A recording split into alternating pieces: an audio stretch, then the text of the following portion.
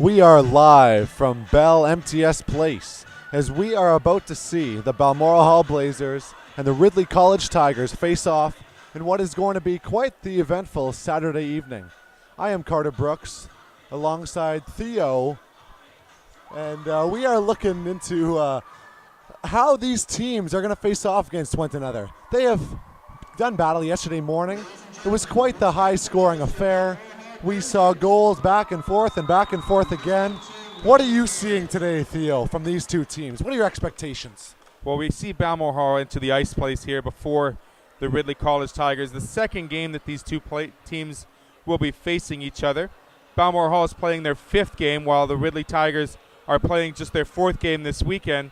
So endurance will definitely be tested here by both teams. They did have a great game yesterday where Balmoral Hall found the net 5 times and were able to come away with a single victory so far, something they haven't done in the other games when facing the Pacific team or the team from Chicago. So look for the players like Olivia Svar, their captain Delaney Bohm, as well as some great goaltending from either Schroeder or Bianca Zach between the pipes. This is their 5th game, and they've got quite a home fan crowd here in front of us. And we see some blue carpet as well. We're hopefully going to see maybe a ceremonial face-off. We're kind of in the unknown realms as well there, Carter. So we're looking for a good game.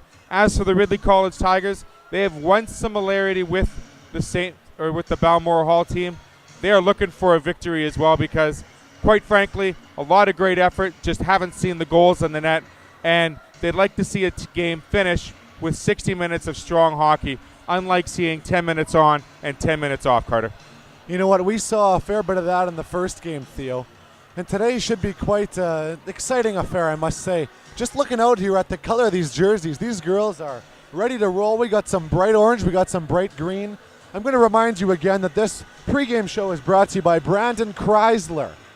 For all your Chrysler needs, check out Brandon Chrysler, right in the heart of Manitoba. Taking a step forward into today's action, we touched on some notable players. The goaltenders will be an exciting matchup again this evening. We aren't quite sure who is starting between the pipes, but you have to give some thought towards the shots that these girls have faced. The last game was quite the high shooting affair. The goaltenders were on their game for the most part. However, they got some quick goals. What are these teams going to do to try to prevent the early strikes by their opponents today? Well, we've seen Balmoral Hall play a great defensive style of hockey, getting in front of the loose shots and allowing their goaltender to see as many of the open shots as possible. A common theme we've seen with a lot of the goaltending for every team is that they're very strong fundamentally on the first shot. They're able to save the first shot extremely well, but it's the second and third shot, those rebounds, unless they're properly moved away from the front of the net or if they're covered up well by the goalie, they seem to pose a little bit of hardship because they have to reset themselves, reestablish their position, re-square up against that shooter, and that seems to be the difficulty for a lot of the goalies here this weekend. But great fundamentals, great glove saves, great positioning in the nets for all the teams. And I think for this game especially, Balmoral Hall needs to take that defensive strifeness and then move it forward. We talked about it earlier this morning, where if they have the open ice, like in players like Misswagen and Bissett and Guinard, they have to take that puck, take a couple of strides forward with the open ice, and then make that pass up to the open winger or the centerman so they get a free-flowing breakout from their own. For Ridley, much the same. They've got some great players, including forward Shaylin Slow, number 54, and on the backside, number 98, Ava Jaski. Both great skaters, able to move the puck up well. Hopefully we see some of these players really lead by example tonight and show a great, exciting game for us fans. You know what? I'm looking forward to this game like I've looked forward to the other games this weekend. Something I'm wondering, though, how are these girls still going? It's been quite a few games in not too many days. There's back-to-backs, there's morning, there's afternoon, there's night. How are they staying ready to play on this demanding schedule? It's an amazing set of resources that these schools and these programs have now. I remember, Carter, back in the day, you and I playing. We didn't have a strength coach. We didn't have a nutritionist. There was basically a head coach and assistant coach saying, okay, drink your water, make sure you get a meal, and then try to catch some rest. But these girls, after interviewing some of them and talking with some of their coaches this weekend, there is a lot more resources for them. I mean, parents cooking proper prepared meals, making sure they're properly hydrated, players taking care of their equipment to make sure it's as dry as possible. I mean, Balmoral Hall has played 4 games here in almost 42 hours, which is incredible amount of stamina and endurance for that team. As well, not saying anything less from Ridley, they've got to go through the exact same feats as well. So a lot more of a resource staff is definitely helpful for both teams. And you're seeing that, you know what, youngsters still have a lot of pep in their step, even after 4 or 5 games consistently here, Carter. Yeah, we touched a little bit on what we have to expect coming into this game, what these girls have to do to prepare themselves. And right now, I want to pick a couple players that are going to stand out. You touched on Shaylin Snow from the Ridley Tigers. You also mentioned a little bit about Delaney Bohm on Balmoral Hall. Are those the two to watch for going forward today? You know, Delaney's had a weekend where she's played a lot of penalty killing, a lot of even strength, hasn't really seen the prowess of her offensive skill, and I think she's ready to break out of that slump, if you will, here in her 5th game. A real strong consistency has been the pairing of Olivia Svar and Delaney Bohm, and the third winger has either been Zahara or this morning, we saw Caitlin, another player there on the wing, matching up more speed as opposed to puck control. Zahara's had a couple of wide open nets, but they need a little bit more help on the offensive side. Great skating, but just got to get more offensive chances in front of the net with the screen, with the potential tap-in, and it's especially getting those second and third bound rebound shots in. Thanks, Theo. Once again, this pregame show has been brought to you by Brandon Chrysler. We will be back after these short messages from our sponsors.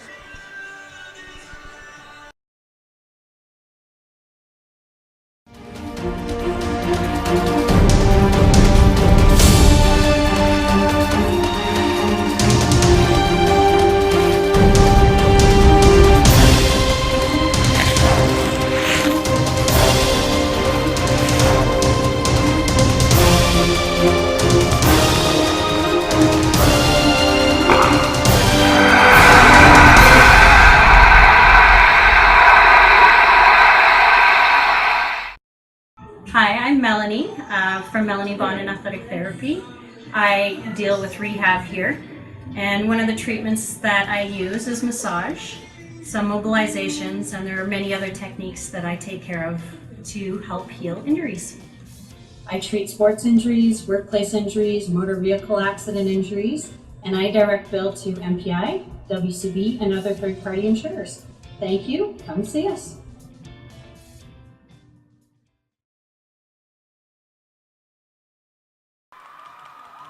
We are back live from BellMTS Iceplex. We are taking in Balmoral Hall and the Ridley College Tigers. This game is brought to you by Four Seasons. As we are preparing for this game, we have touched on some earlier players to watch out for. We have talked about the records coming into this matchup. It's going to be an exciting game today. We are ready for the opening face-off here. And before that, we have our national anthem. Stay tuned. Current Blazer, Alex Yellowega.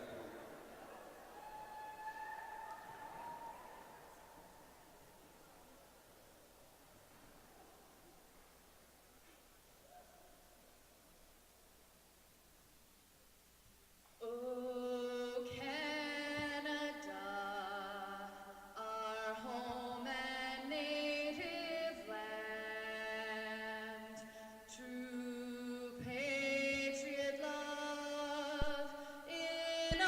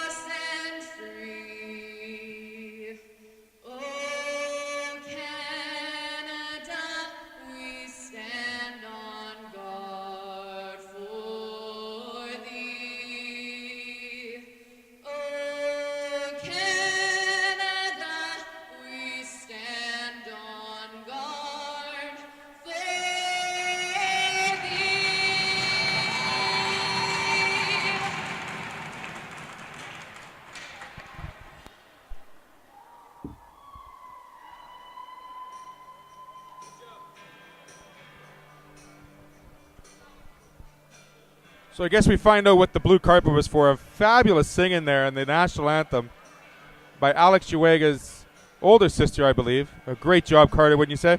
Yeah, it's great to see the incorporation of siblings into this great production here from the BellMTS Iceplex. It looks as though we have Bianca Zach starting in net for the Balmoral Hall Blazers. Do you have any insights into her as a goaltender? I would have thought Schroeder would have got the start here, quite frankly, because Bianca played earlier this morning.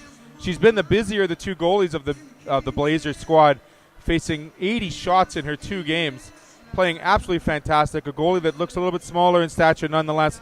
She covers a great job of the net, has a wonderful glove side and a great blocker side as well. When she's able to slide post to post without effort, and it's great to see her in the pipes again. Look like she will be that solid wall for the Blazers team tonight. And opposing her, it appears as though we have Hallie McClellan starting in net for the Ridley College Tigers. The girls are lined up at center ice. Referee is preparing to drop the puck, and we are ready to get underway here from the BellMTS Iceplex, the Remax Ice. Face-off is won by Ridley. We have the puck moving back and forth. We have Avajashki moving the puck up to center ice. Puck is dumped just over the red line. Balmoral breaks up the play, and out comes Olivia Sevar. Puck is dumped into the opposing end. We are battling for the puck in the corner. A little bit of a scramble outside of the end. Ridley Tigers captain, number 15, Audra Vendrobis, pulled the puck out, dumped back in. A little bit of scramble to begin the game. Nothing fundamental going left, right, or center here. A couple battles for the puck. Puck is pulled up to the blue line through the neutral zone. Here comes Van Robes again. Once with the puck, she walks in past the blue line, loses the puck. The handle is off in the corner. Again, she looks in front. Puck is loose. Number 27, Jenica Watt, just put it wide of the net. Balmoral breaks up ice. Here comes Ashlyn Zaharia. Zaharia dumps the puck in. Ridley picks up the puck again. It is loose. Back and forth. We got a potential icing on the way. Puck makes far enough to get the icing call, and we have our first stoppage in play, just a minute underway. Great cross pass there by the Blazers defenseman over to Ashlyn Zaharia. Able to get into the zone. Goalies haven't been tested just yet, but one shot for the Ridley College Tigers. Squared up very well. Good job by the Blazer keeper. Yalawega and Jenica Watt do battle off this faceoff. Balmoral wins the puck back to the point. The shot comes just wide of the net. Looping back for the puck in the corner. Balmoral loops back. A little bit of a battle against the boards here, and Jenica Watt comes up with the puck again for Ridley. What a strong presence she has been the last couple of days. Shaylin Snow loses the puck for Ridley. The puck comes back over to center ice. Dumped in out of the Ridley zone by number 44, Mary Sweetapple, who has put together quite herself somewhat of a good weekend here in Winnipeg. Breaking up over center is Thiessen. Puck is dumped in, and Balmoral Hall gets a bit of an ice line change here. We have Roberts dishing the puck back to number 4, Carmen Elliott, who takes a look behind the net for a defensive partner. Scoops the puck up the boards to the half wall, loses the puck, and we have a little bit of a scramble. Seems to be the common theme here going forward. Bouncing puck, the ice is fresh, it's going to move, we know that. A little bit of an icing call. Once again, the puck is moving back and forth, and we've lost ourselves a moment of time here. We get a bit of a chance to cool down and start ourselves over in the Balmoral zone.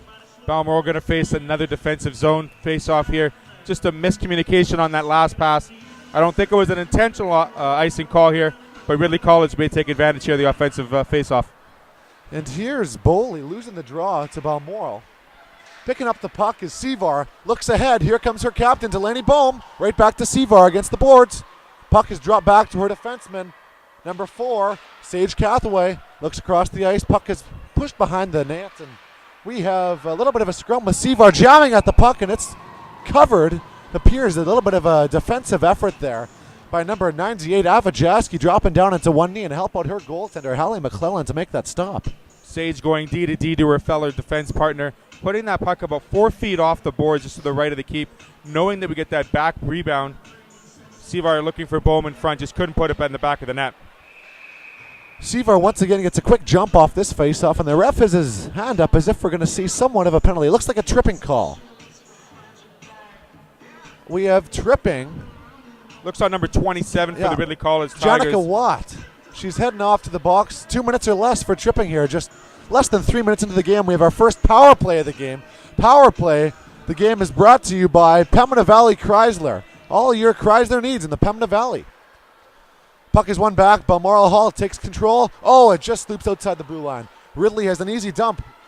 Puck is mishandled but collected there on the left side of the ice by Emma Robertson. Carries up the puck into the offensive zone, loops her on the back, then does a little bit of jamming against the end boards. Puck is being jammed up, held there tight. She's eliminated 5 or 6 seconds off the clock, 10 seconds now. Good idea there by Emma Robertson of the Ridley Tigers. Here comes Delaney Bohm, makes one move, coming across center over the blue line, walks in, takes a shot. What a save by Hallie McClelland. Bohm just stepped right up and made the play. Picked the puck up from nowhere, moved her way around the defensive zone, carried it right in over the neutral zone, offensive zone. Shot quick on net into the glove of Hallie McClelland's hand. Check the bank. She just got robbed by that glove hand. Amazing save on the breakaway at Delaney Bohm. She sure did, and we're back underway here. Just 4 minutes into the opening frame. The puck is dumped down by Ridley Tigers. We have a bit of a chance for Balmoral Hall to regroup out of their own zone. Starting the breakout is number 20, Kanisha Miswigan. Looking up ice, she sees a couple offensive players moving the puck left, right, and center. It appears as though she is working with Alex Yellowega behind the offensive zone. Yellowega down to Sevar. Sevar plays on the half wall, back to Miswigan. Down to Sevar. Sevar steps in, takes a shot off the crossbar. My goodness, what a shot. And now the puck comes the other way. It is Ridley going up ice. Abby Bowley looking up. Cross ice. No, she loses the puck into the corner. Puck is jammed back by the Balmoral Hall Blazers. They kept back and cut off the extra effort in this play. Olivia Sevar just missing. She's been looking every single game upstairs. Hit the crossbar. Great shot. Just couldn't get it a little bit lower.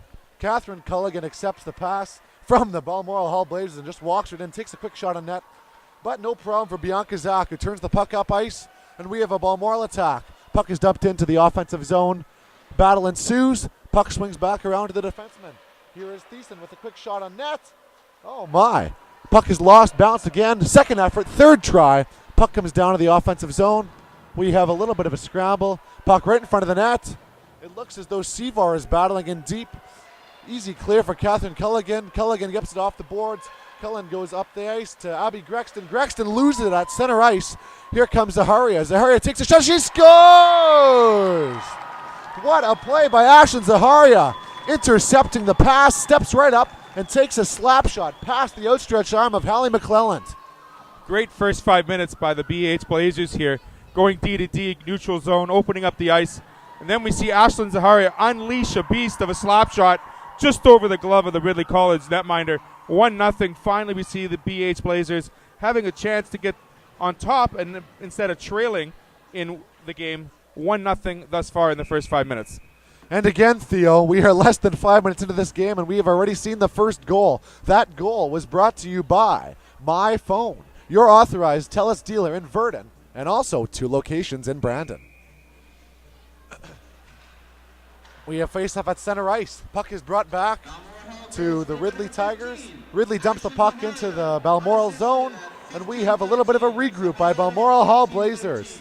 Scramble for the puck, and Delaney Bohm comes up with it, passes it. Oh, and intercepted by Ridley Tigers. Ridley gains possession, looking cross ice. A bit of a setup in the Balmoral zone, but turned the puck over, and we have Kareen Sandilands dump the puck in, get a bit of a change for the defense partners. Get the Balmoral Blazers into the zone, and we have Ridley trying to get one of a breakout coming here. Losing the puck along the boards is Chara Esposito. She's been known with her strong hands of late. Bit of a battle here ensues. Puck is dumped into the Ridley zone. Ridley's looking up the boards. Again, a little bit of a scramble. The puck is loose. Ref's hand is up for another penalty coming up here. Quite the interesting shift. No one really had control of the puck there. I'm sure that's a little bit of jitters and nerves with quite the turnout here in the stands. We have full support. And we have ourselves another power play coming up for the Balmoral Hall Blazers. This power play is brought to you by Pembina Valley Chrysler.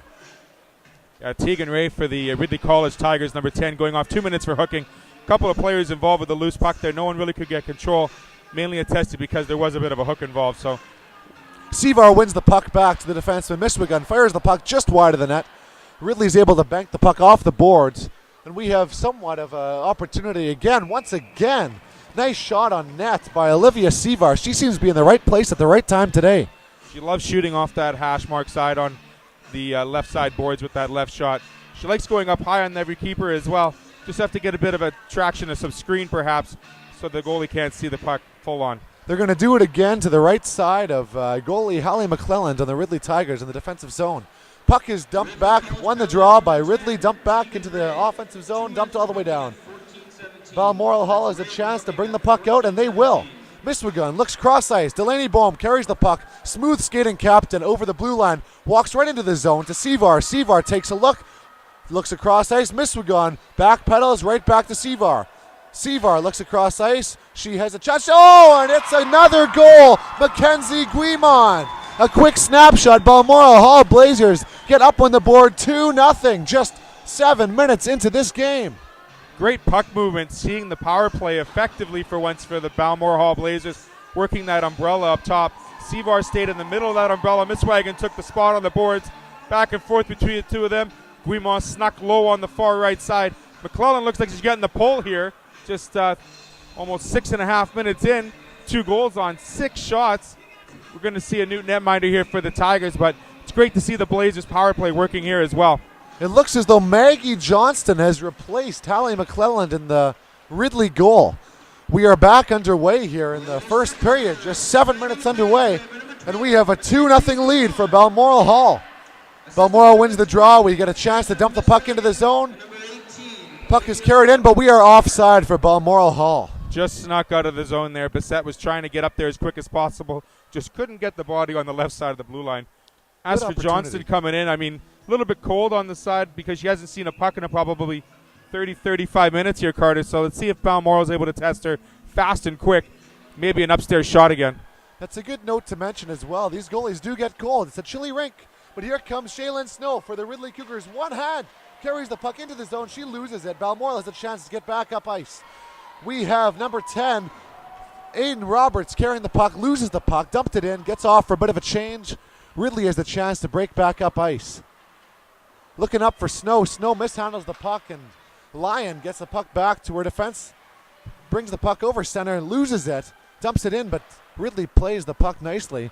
Delaney Bohm steps up, makes a quick shot on net, and into the zone for the first pressure on net again. Ridley losing their ways, kind of scrambling again in the early goings here.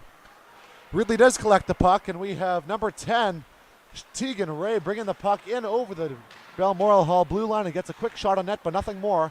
Clearly, easily stared aside by Bianca Zach. Puck is dug in around deep in the corner. Defenseman brings the puck up to the left winger who's waiting for the puck, and that was number 8, Catherine Lyon. Loses the puck, but Delaney Bohm steps up once again with a smart play. Puck comes outside the blue line, and her team has to regroup once again. Fast pace here once again with Balmoral Hall. We have number 9, Delaney Bohm, stepping in, dropping the puck back. Aiden Roberts, a quick shot just past the outstretched arm of our new goaltender, Megan Johnson. Johnson pushed the puck off to the side. Balmoral picks it up. Zaharia, quick shot on net. And Sevar battling again once in deep for Balmoral Hall. Ridley is pressuring a little bit, trying to get the puck back for this defensive sloppy change, but they're trying to get players on and off the ice. Now they got a penalty coming up, and Balmoral Hall maybe taking their first penalty of the game here. Looks like Olivia Sevar is going to the penalty box here with that scrum in the corner to the right of Johnston, the netminder. Looks like it's head contact, I believe, 2 minutes or less. We'll see the Ridley College Tigers power play for the first time. Maybe they'll test Bianca Zach a little bit more with just the 3 easy saves thus far. A quieter night for Bianca instead of the first 2 games she's played. Certainly has been somewhat of a quiet night, but again, we are only 9 minutes into this first period of play. This penalty kill for the Balmoral Hall Blazers is brought to you by Speedy Auto Glass, Somerset, and Winkler. Puck is lost back in the defensive zone. Ridley decides to break it up with a breakout. We have number 12, Abby Boley, carrying the puck over the blue line. Quick shot on net, and Bianca Zach easily snares that one right into the breadbasket. Easily closes up on that, and we will have an offensive zone faceoff for Ridley Tigers. That's one of the first ones of the game for them.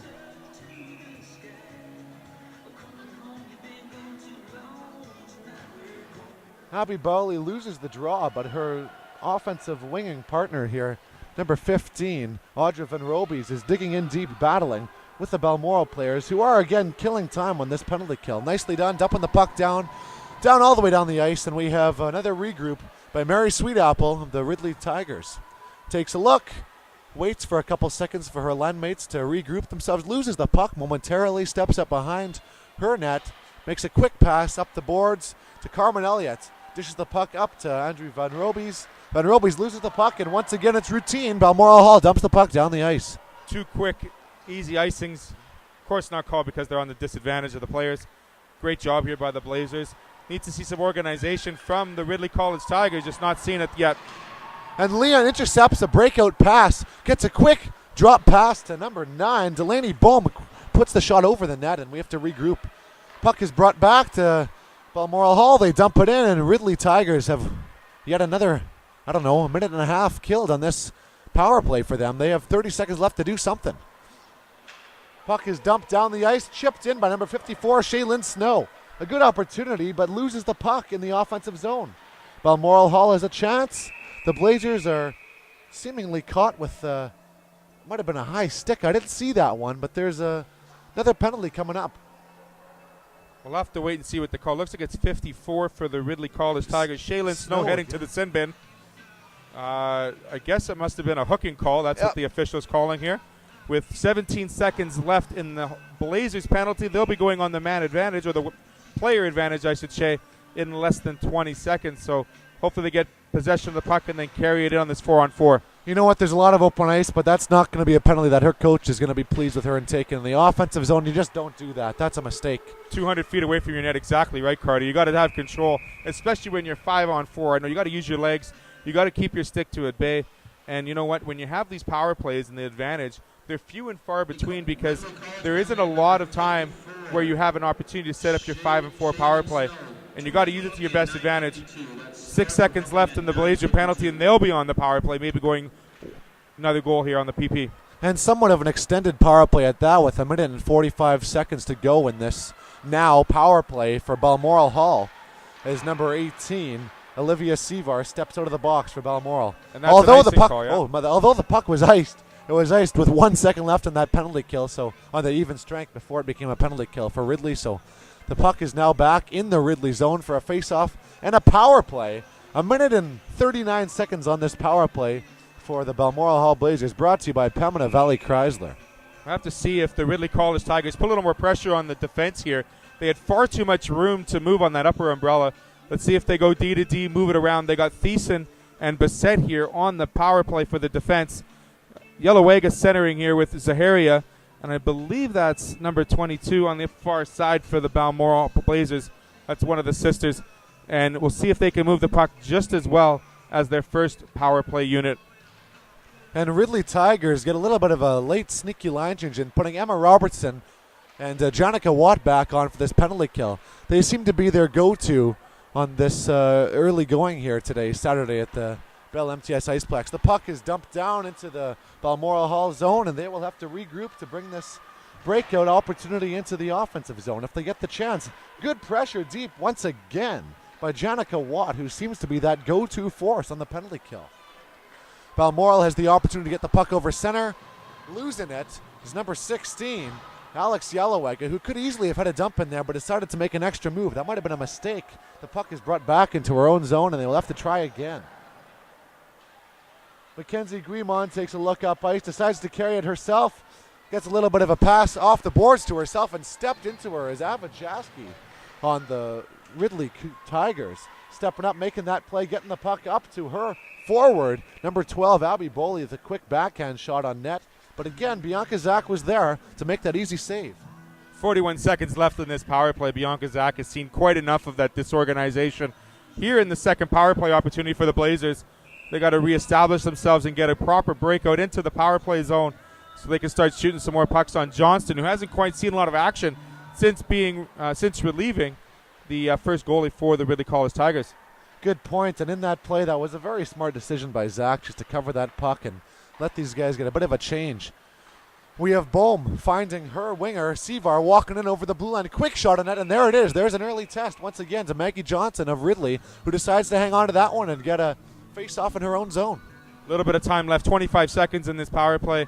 Again, we talked about how great these goalies are with that first initial fundamental shot. Good squaring up to that shooter and maintaining the rebound within close proximity so they can cover up. Sevar wins the puck back in the offensive zone to Miswigan. Miswigan is a bit of a miscue from Miswigan on the point there. Almost cost him, but her defense partner, number 19, Rebecca Thiessen, covered for her big time on that one. Sevar looks cross ice back to Thiessen. Thiessen to Miswigan. Miswigan off the boards. Back up the ice to Leon. Leon loses the puck to Russell. Russell gets it over. Puck is dumped into the Balmoral Hall zone, and that penalty kill is over. Good kill by the Ridley Tigers, who get the puck back deep into Balmoral zone, putting pressure on the offensive zone. Shaylin Snow jamming at the rebound, going for it 2 or 3 times. She will not give up, but again, another good save by Bianca Zach. Jennifer Watt, a great forecheck there with the remaining seconds there on the power play. And we're seeing a great job by the Ridley College Tigers on their forecheck by the entire team. They're not giving a lot of time for that defense to have a chance to look up ice. They've got like a 1-2-2 setup going on here, so it looks good for the College Tigers. So good job by them. Yeah, 1-2-2 might be the right idea. Again, Shaylin Snow, quick opportunity. Loses the handle on that one, but Erica Sandilands just gets in the way and causes that puck a little bit of a trouble getting through. Here comes number 27, Janica Watts. Again, very dangerous again today, finding the pass cross ice from Shaylin Snow. Watt digging for that puck in the corner. She carries it. A little bit of a battle ensues with the Balmoral Hall Blazers poking at the puck. Number 19 for the Tigers, Catherine Culligan, stepping up and making that defensive play to keep the puck in the Balmoral zone. A little bit of pressure here from Ridley. We haven't seen that quite some time. Stepping up is Sydney Shayak, my mistake. Dumping the puck into the zone. Number 11, Emma Robertson, picks up that puck, loses it. Back behind the net.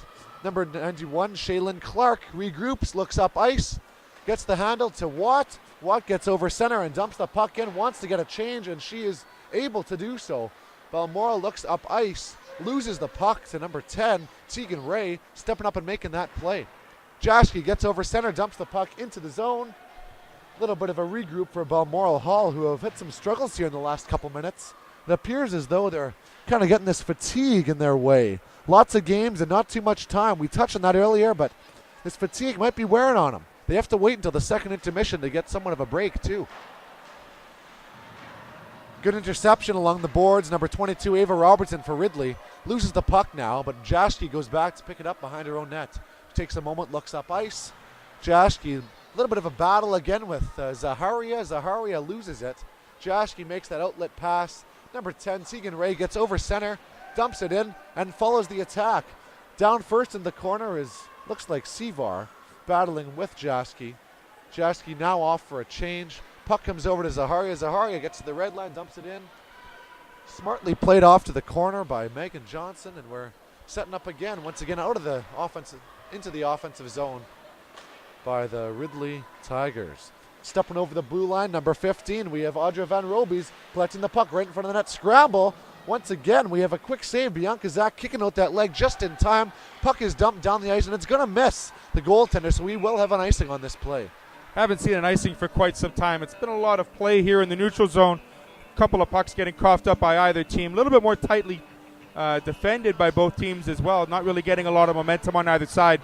The Blazers thus far with a 2-0 lead, but I think we're seeing the Ridley College Tiger forecheck and how they're able to find the seams with the right passes to enter into the Blazers zone. They're starting to do a little bit more what they like to do and working with their advantages and their strengths as a team. It looks as though Ridley has won this faceoff. Ridley pulls the puck back to the point. Puck is pushed alongside. Quick shot on net. Another quick save by Bianca Zach. Scramble ensues. Puck is down in the far corner. Watt pulls the puck across ice to the defenseman.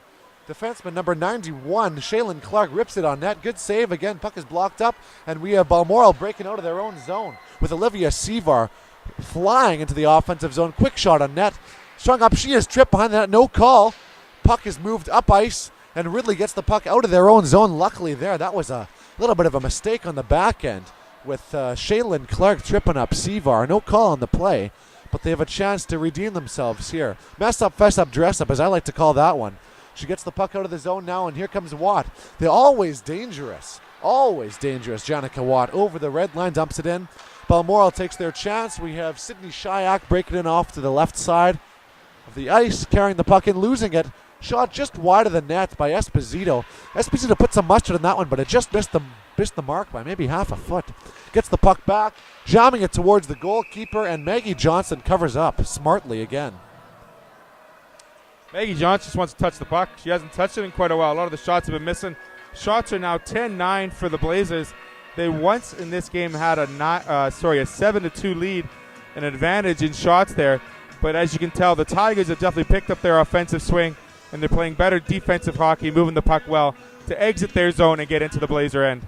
Yeah, you know what? It was just a little bit of bad luck, it looked like, there for the first minute, but then it became 5 or 6 minutes of not doing much for Balmoral. Let's see if they can bounce back here. We have Jordan McIsaac battling with a puck in deep against the half wall. Stepping up to that play is Balmoral Hall defenseman Thiessen. She loses the handle on it, and luckily Sage Cathway is able to cover for her before that became a dangerous opportunity coming into the Balmoral Hall defensive end. Thiessen smartly plays the puck up the side. Sydney Shyak looking for it. It's down at her feet. She loses the handle on that. Ridley steps up. It's defenseman number 98, Avajaski, stepping up making that play. Over the blue line is Jordan McIsaac. Shot goes wide of the net, a dump in almost. And we have Aiden Roberts pulling the puck out of her zone off the boards. Regrouping now, Sage Cathway taking a look up ice, losing the puck. A little bit of a battle, out-muscling her opponents. There it looks as though it might have been number 21. Number 21 for Ridley, Catherine Culligan. Making the shot on net. Robertson jamming at the puck. The puck's up in the air. Our goalkeeper, Bianca Zach, lost sight of it for just a second, but she managed to recover just in time. We have number 22, Colleen Sutherland, pulling the puck towards the net, losing the handle on it, bringing it back to her defenseman. Steps up, makes a quick evasive play on the point. Erica Sandylands. Quick shot, but gets blocked, doesn't quite make its way through, and Ridley has to regroup. Smart play once again. We have ourselves Mary Sweetapple pulling the puck back into the corner, battling for it. Battle ensues. Teammates step up and help her out in that trouble there, but again, it's a bit of a couple miscues after another here before these Ridley Tigers are able to really do much here. The puck is put back to the side of the net by number 9, Delaney Bohm. She's had a lot of ice time this period, but not much is translated yet. Quick shot on net. We have Balmoral Hall looking for that loose puck. And is that Zaharia in the corner? I can't see the number. It's number 16. Alex Yalowega battling for it. Tough play on the blue line there. The puck comes offside as it's Erica Sandylands with a indecision of sorts, but it's offside. This team's have a chance to regroup. It was almost like she was hoping that the official wasn't going to call that offside, and she's able to sneak it inside the blue line. Unfortunately not, but great offensive pressure there by the three forwards. And Ashley Zaharia letting low as a cannon off the blue line there, just missing the target. We've seen that before. We've seen that before earlier today, actually. These teams have played a few times the last couple days, and it seems like one game's leading to another. Both these teams actually battled each other yesterday, and once again, Shaylin Snow stepping up with a puck, as she did yesterday's game. Quick shot on net, and the puck is now in the corner. Puck is in deep, a little bit of a scramble. We have 3 or 4 Tigers in there. 2 defensive players for Balmoral. Coming away with the puck is Sevar off to her side. Lyon steps up and makes that chip pass off the board. Sevar looking again in deep, losing the handle. And Shaylin Snow steps up for Tigers, walks in over the ringette line. Nice fake and a quick shot on net. What a good decision by Shaylin Snow. Boy, she has some hands on her, that girl. Back to the point, number 91, Shaylin Clark, quick shot on net. Puck is deflected off to the side to Carmen Elliott. Elliott, smart play to get it off to the side, but she loses the handle on it. Puck comes back into the Ridley zone. They have to regroup, and again, it is Shaylin Clark pulling the puck up, making a play to number 17. Jordan McIsaac smartly over the blue line, takes a look. Puck comes outside of the offensive blue line. Clark looks cross ice. Cross ice once again. Back to McIsaac. McIsaac loses it. And we have Esposito digging deep. Good idea. The high stick is not called. Now it is. There was no hand up, and the ref decided to call that one with no warning. High stick by Ridley Tigers, and they're going to have a neutral zone face-off here following that play. Looks like the ghost hand was up there, Carter. I didn't see it either, but nonetheless, it was a high stick. the right call was being made. Just over 30 seconds here left in the first period. We'll see if these teams decide to try to net one each or just be happy with a 2-0 game so far. It has been an interesting period. We've seen goals a couple times in the early going, and then it's kind of died down. The chances have been going both ways, and now we have Balmoral Hall breaking the puck out of their own zone. A little miscue on that breakout pass. Almost a hand pass as well. The puck is played back and forth. Battle ensues, and Ridley is coming away with this puck. Joshke looks up ice, and it seems to be jammed in there deep against the Ridley bench. We have a chance to regroup once again with just 1 second left. The puck is dumped in, and we are coming to the end of this first period. That first period was brought to you by Melanie Bonin Athletic Therapy. What did you see in this opening 20 minutes here in the somewhat of an exciting first period, Theo? I saw a Blazers team get the crowd involved very early in this game, netting 2 quick goals in the first 5 minutes of the game, ushering out the opening goaltender for the Ridley College Tigers. Megan Johnson comes in to relieve. Hasn't seen as many shots as her previous goaltender. I mean, shots are 11-10 here for the Tigers. They're down 2. They definitely woken up here in the second part of this first period, grabbing the attention of the ice in the offensive zone, forechecking well, maintaining their defensive position, and the Blazers have done well, especially being backstopped by Bianca Zach once again. 10 shots, 10 saves. I love that analysis there, Theo. We will be right back after these commercials with second period action coming to you live from the Remax Rink at BellMTS Iceplex in Winnipeg.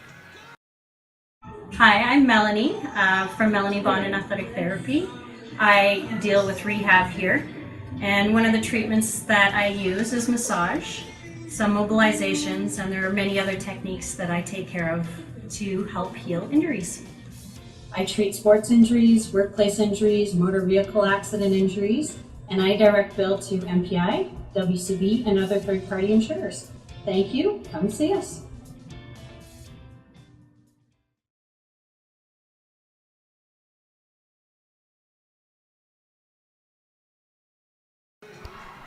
And we are back at BellMTS Iceplex in this back and forth matchup between the Balmoral Hall Blazers and the Ridley College Tigers.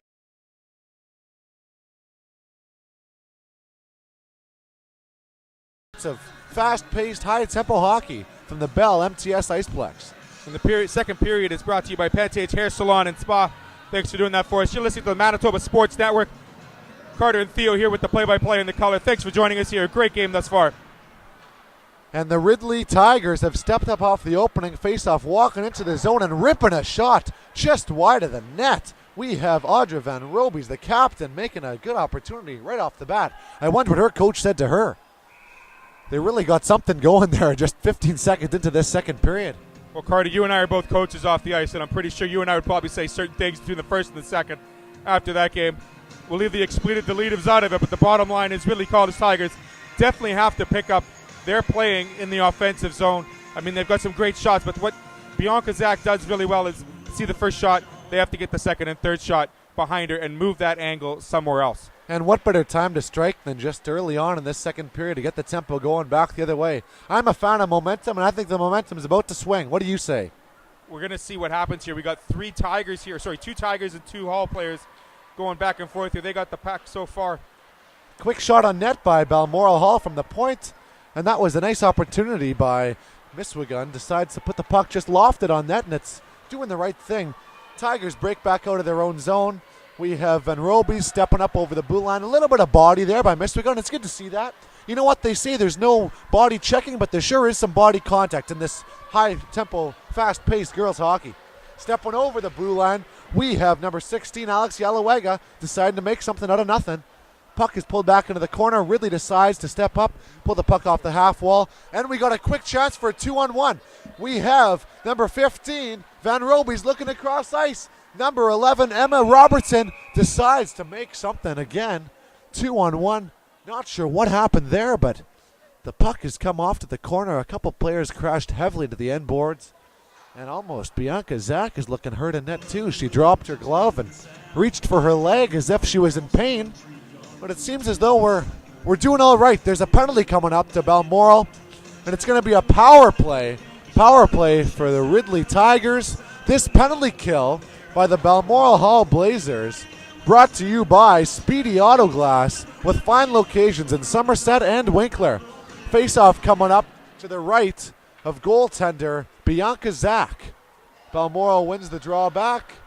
Puck is jammed into the corner, and Ridley has an opportunity to get the puck out, but they aren't doing too well. Ridley moving that puck around. Watt to the point. We have Jaschke looking across ice, back to Watt. Watt, oh my goodness, deciding to go low on Watt was number 11, Erica Sandilands, and cut off that play. We talk about the incidental contact, and of course, interviewing some of these players and these coaches, this is definitely not a touch and fun league. There is definitely some contact. It's a very rough and competitive sport, and these girls are doing their best to make sure who's got what land in front of them, and they're marking their territory. Clearly seen there by Sandilands, not giving up her position at all on the penalty kill. Great job keeping the Tigers to the outside, the peripheral of the zone so far, and Bianca Zach doing a great job again, nestling those rebounds, not unforgiving in the rebound territory. No second chances for the Tigers. And you know what? That was a good idea there earlier, too. We saw Ava Jaschke just pick up that puck from her own goal line and decide to go the distance with it. If you have the room, take it. I mean, if you're not getting pressured at all, you maintain the possession. You don't have to worry about dumping and chasing. You can stop at your blue line, focus on getting your positioning for your power play, and set something up strong. And at this level, carrying the puck back and forth and making those moves is not something easy to do. These girls have high skill. They have high skating abilities, and we really saw that in the last few plays here. Balmoral Hall brings the puck into their offensive zone on the penalty kill, and we have a bit of a regroup by Clark. Clark waiting behind her net for her forwards to step up. It looks as though she's dropping the puck off to her assistant captain, number 12, Bowley. Bowley gets it up ice. Puck has gotten into the offensive zone. Bowley picks it up again on the sideboards, fires it across ice. No one home. And Kelligan steps up to make that play, misses the puck. Shaylin Clark has to sweep back into her own defensive zone to pick back and try this once again. Just 30 seconds remaining on this power play. Clark with a breakout pass, doesn't quite get there. Miswigan steps up, makes a nice play, chipping the puck high off the boards and actually touches the netting, and we have another stoppage in play. Shayak and Esposito for the Blazers, going to finish up the 21 seconds here on the penalty kill. Great job by Yalowega and Lyon in the first half of that penalty kill, using their speed and their awareness of where the open ice was to get the puck and rid it from their end, and almost had a good scoring opportunity against the Collis Tigers. And you know, Shayak is quite the interesting story. Growing up in Yorkton, Saskatchewan, moving off to Headingley now to play for this Balmoral Blazers team. Good idea, good commitment by this young woman to decide to step it up and find a school offering this kind of hockey, this kind of potential for someone of that ability. It's good to see that. And we have Ridley bringing the puck out of their own zone, now jamming the puck up deep, getting the puck in the offensive zone, and Carmen Elliott losing the handle on the offensive zone, and Shayak with the puck looking cross ice in her backhand, and no one home. Unfortunately, the nice read going cross ice, but just in between her two offensive line mates with her. It is now Tegan Ray battling up tight against Sandilands against the wall here. Sandilands dishes it off to Roberts. Roberts tries to get it in deep, but that's intercepted by Carmen Elliott, doing that little bit of a fess up, dress up like we alluded to earlier. Make a mistake, yeah, it's me, and I'll get that mistake covered for and do something right. Dumps the puck into the offensive zone, and Balmoral Hall has to recover. Nice read off the boards. Balmoral Hall looks as though it might be icing, but no, it's waved off. The puck was chipped off the Ridley player, and it's Jaschke looking up ice. Jaschke gives it off to one of the sisters, Eva Robertson. Robertson up to Watt. Watt steps in up to the ringette line. Quick shot on net. Easily steered aside by Bianca Zach. Zach again, a smart play with that stick, steering the puck out of Trouble's way and getting a chance to get her teammates really a little bit of something off a defensive play.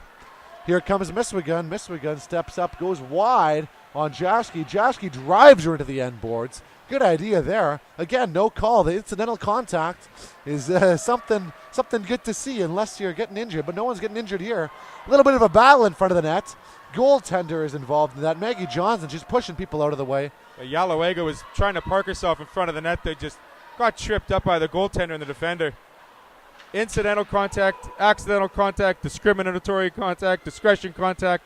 We'll call it all the above, Carter. Whatever you want to call it, I like to see that contact. It's good. There's no one getting hurt out here. There's no concussions. We're fine.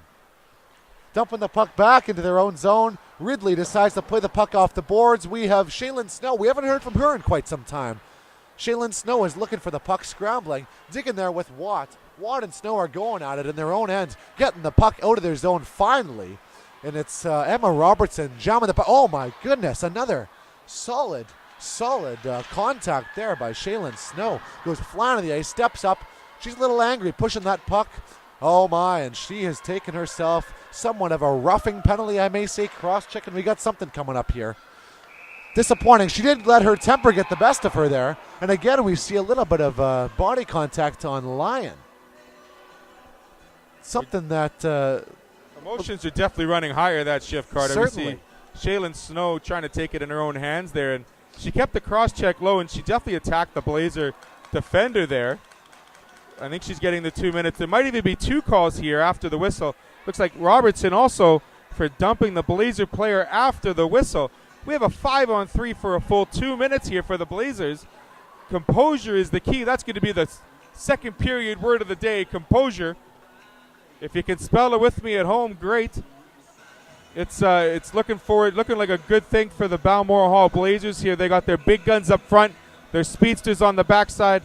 5-on-3 for a full 2 minutes. What a change of events here for Balmoral, giving themselves a 5-on-3. As you mentioned there, Theo, 2 minutes of opportunity time. Looks like Ridley is playing somewhat of a expanded triangle in their zone. They have number 15, Audra Van Drobes, their captain, playing up high. A shot from the point. Miswigan put it on net, and it was just a good opportunity in net from Maggie Johnson to step up and make that play. Yeah, Vanderboyd is playing the top end of that triangle. They're playing a 1-2 triangle. Maybe they're going to switch it low, switch it high. But for the Blazers, they have to isolate one player in a 2-on-1, walk in and get a good shot and a rebound here on Johnston. Luckily for Ridley, they get the puck into their own zone, but they cough that one up. Puck is at the point. Miswigan looks down low. Puck comes back to Miswigan. Miswigan goes cross ice, and Sevar just loses the handle on that one-timer. She had it lined up, and it went right through her legs. There's Bohm battling in the corner.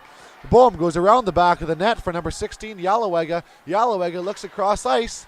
There is Miswigan. Miswigan down into the corner again. Yalawega looking up. She has Thiessen wide open. Yalawega losing the handle on that one as she shoots it towards the net.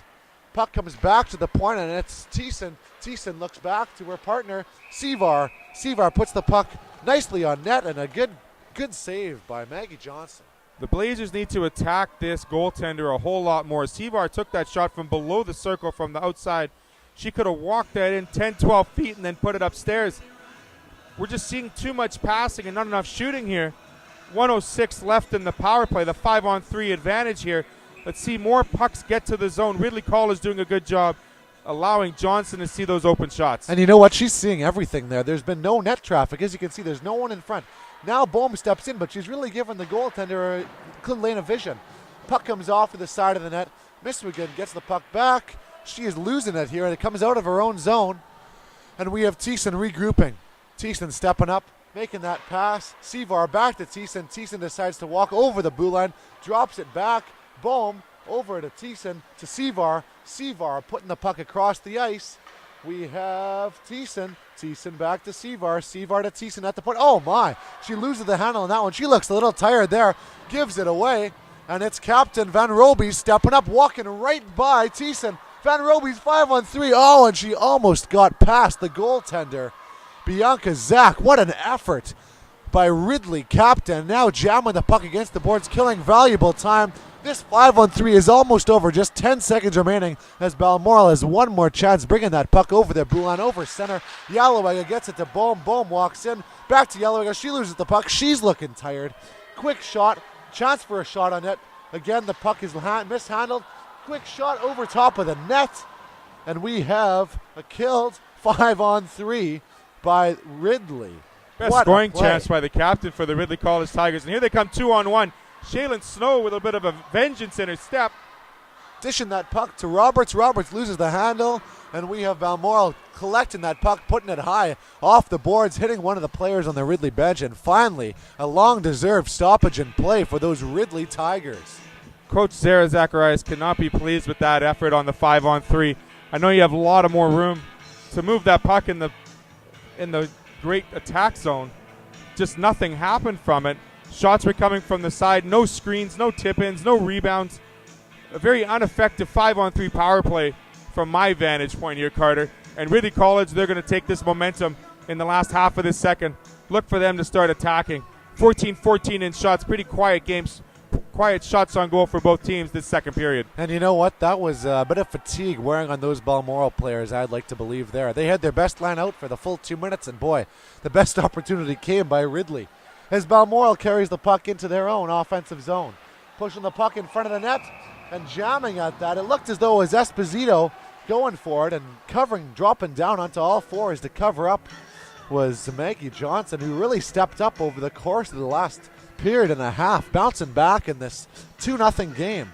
We have 11 minutes to go in this second period as we're halfway through the game here. Balmoral has a 2-0 lead. Ridley bouncing back. Shayak using her speed around the boards there, finding Esposito in front, just couldn't put it to the back of the twine. A battle draw ensues. Puck is played off the boards. We have Roberts stepping up with Ray. Roberts with the puck, looking over the side. Robertson puts it over to the net. Oh my. Right in front of the net, wide open, and Ray couldn't get the handle on that one. Puck just squirts through her legs off to the corner. Balmoral Hall catches a break there. Absolute break. Tegan Ray had the whole left side of the net wide open. Esposito carries the puck over the blue line, dumps it in, going first after that puck.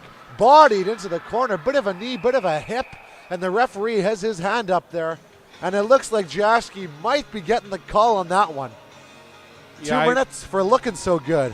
Well, Carter, you're absolutely right. I think it was one of those things where Jaski thought she established her position along the boards there, and Esposito was trying to run the train right through it. Both players go down. It's one of those 50-50 calls, those discretionary penalties, if we call it. We're looking to hopefully get some clarification from the official here. Something's up. And Jaski was visibly distraught going over to that penalty box. Hands up in the air, slamming the gate. Could this possibly be a misconduct? Who knows what this is on the play. A little bit of confusion as well.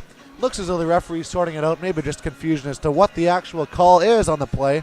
But we have a 5-on-4 power play this time for Balmoral Hall. They couldn't get it done on the 5-on-3. Will 5-on-4 be key here with 11 minutes to go? Scoring once already on the power play. This one is brought to you by Pembina Valley Chrysler. And we have a face-off win by Balmoral, bringing the puck back to the point.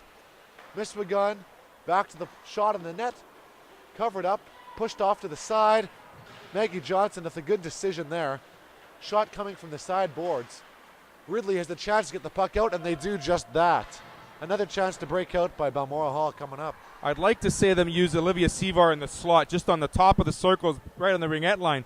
She's taking those great shots. She just has to move herself to the front of the net, so there's more of a rebound opportunity to land in the middle of the ice rather than ending up in the sideboards. And boy, she has a powerful shot and a powerful shoulder, as we saw right there, carrying the puck, plowing right through Shaylin Clark as she loops the puck around behind the boards and off to the Balmoral Hall defenseman, loses the handle on the puck, gets it back, miraculously playing with it on her knee. Excellent effort.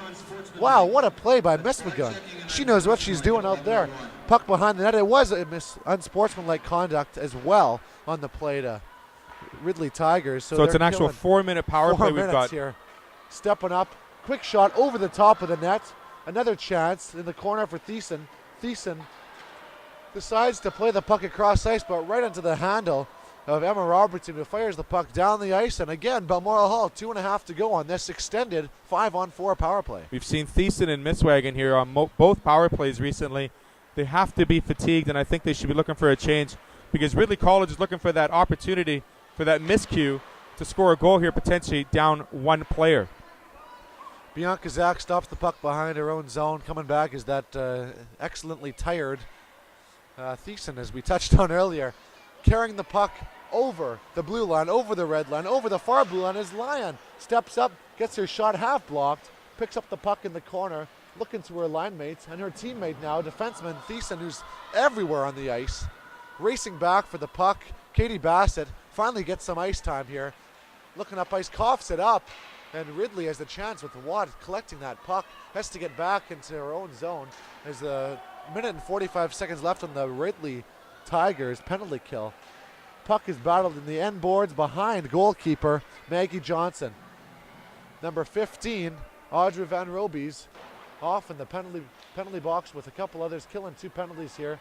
We have a chance for Shaylin Snow to collect the puck. Watt battling with it. Puck comes outside the blue line, and Ridley has a chance to fire this one down. They do not. Well, they tried to, and they found on the puck, and it gets to the blue line. So mission accomplished somewhat. They get a change. Shaylin Snow stepping up on the penalty kill. Over the blue line, drops it back. And a little bit of an indecision there by Watt, who coughs it up to Lyon. Lyon steps over the blue line. Shot just wide of the net. And a good chance for Lyon. Catherine Lyon just running out of gas there as well, just trying to get a shot on net. She goes off for a quick change. Some fresh legs here. Esposito, AJ, and Shayak here on the front side for the Blazers. It looks as though we have Shayak there, putting the puck back to the point. Here is Catchaway with all the time in the world, puts the puck just wide of the net. Shayak looking over to the side. Shayak dips it down in low, and there's a bit of a battle ensuing behind the net. Number 22, Ava Robertson, on her backhand. Probably not the smartest decision. Turn that hand over and go forehand and fire it out of the zone. But now the Ridley player lands on the puck, and we have a stoppage in play before too much time is wasted on this. Few seconds left in the power play here for Balmoral Hall. 4-minute power play, 23 seconds left here for the College Tigers to defend. Doing a great job thus far. First a 5-on-3 they kill, and then a 4-minute 5-on-4. The Blazers just have been very dormant here, not looking for the shot from the center of the ice. They're complacent with passing the puck around the horn and then finally just getting shots off the sideboards. Something you've got to address in the third period. That is definitely something to take into consideration here. And we at the Manitoba Sports Network have seen all sorts of defensive play, all sorts of offensive play so far. We'll see what really becomes the mainstay for these Balmoral Hall Blazers and Ridley Tigers in the second half of this game. Just a little too quick was Esposito there, getting in front of the puck. Just 1 second left here. 7:01 left here in the second. 7 minutes and 1 second to go. And we have a back and forth effort with 17 shots on net for Balmoral Hall, 14 shots for Ridley. It is not the highest shooting game, but there's definitely a high opportunity to score goals today, it seems. There definitely has been. That penalty kill brought to you by Speedy Autoglass, Somerset, and Winkler. Seeing a lot of great opportunities, just a lot of them not getting to the net either. Block shots, missed shots. Of course, the shots on goal only really tally the ones that the goaltender has to make a save on. Katie Bassett collecting the puck in her own zone, looks up ice. Puck goes through the hands of her offensive forwards there, who are a little trouble. It looked like they might be a little gassed there, running on empty at this point. The gas tank is almost empty with 4 or 5 games and not much time. I think both teams here are looking forward to a little break between the second and third. Get some refuel, get some accelerates in them, get some goo juice, whatever they're doing between the periods, because I think both tanks are running empty. You can see the players trying to work hard, trying to pull through. Maybe some miscues, some mental fatigue might cost one of these teams here in the final 6 and 26 to go. The battle ensues with Jordan McIsaac digging deep against the Balmoral Hall team. Balmoral steady offense. Sevar steps up over the left side, walks in, quick shot on net. Puck is loose behind the net. Sevar looking cross ice with a nice fancy toe drag. She has all the time in the world, goes through 2 players and then gets stopped right in her tracks by number 10, Tegan Ray. Tegan Ray with the puck. Tegan Ray turns it over. Tough decision there by Ray as Bohm just stepped in and stripped that puck from her. Here comes number 17, Jordan McIsaac. Shot on net. Easy play. Nice save by Bianca Zach, and it's good to see her touch that puck again. She was kind of hoping to touch something like a puck in the next couple of minutes, because she may have been falling asleep back there, but Bianca Zach, I mean, what can you say about this girl? 42 shots in the first game, 38 in the second. A quieter night for her by means, only 15 shots, 0 goals. Great job in the Blazer net for Bianca Zach. This is a big offensive zone faceoff here for Ridley. Trying to get something going in the offense. Hasn't been much of late, but here comes an opportunity along the boards. Puck is pulled back to Watt. Watt loses it along the end boards. Dishes it back over to Mary Sweetapple. Sweetapple loses it. Collecting the puck is Shaylin Snow. Good effort at the point. Doesn't quite maintain the zone, but she gets back in, and she's the first to the puck. Look at that speed. She gets right by the offensive zone. Defensive player. Puck comes off to the boards. Watt is going for it hard. And boy, Emma Robertson was driven into that net there, pushing the net past goalkeeper Bianca Zach and into the end boards. Delaney Bohm releasing some emotion, some aggression, if you will, onto the Tiger player there in front. I think she's all right, but a great job by Shaylin Snow with that speed, creating a great offensive opportunity there. Number 27, Janicki Watt, getting that pass across the ice to Robertson, almost getting a good scoring opportunity. Just need a little more room in front of that puck so that we get a stick on it. But what can you say about these players? I mean, they're definitely fighting through some fatigue, Carter. They're looking for as many stops as they can, and it might be a longer 5 minutes than normal. It won't be some end-to-end action we might not see in the past. And these referees are not shy to blow the whistle when they see something go wrong. So as we saw, that net was taken care of, and here's Jenica Watt.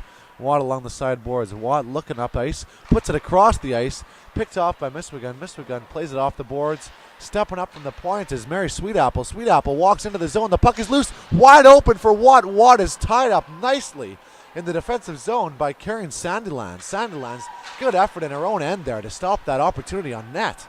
Sandilands, great defensive positioning there.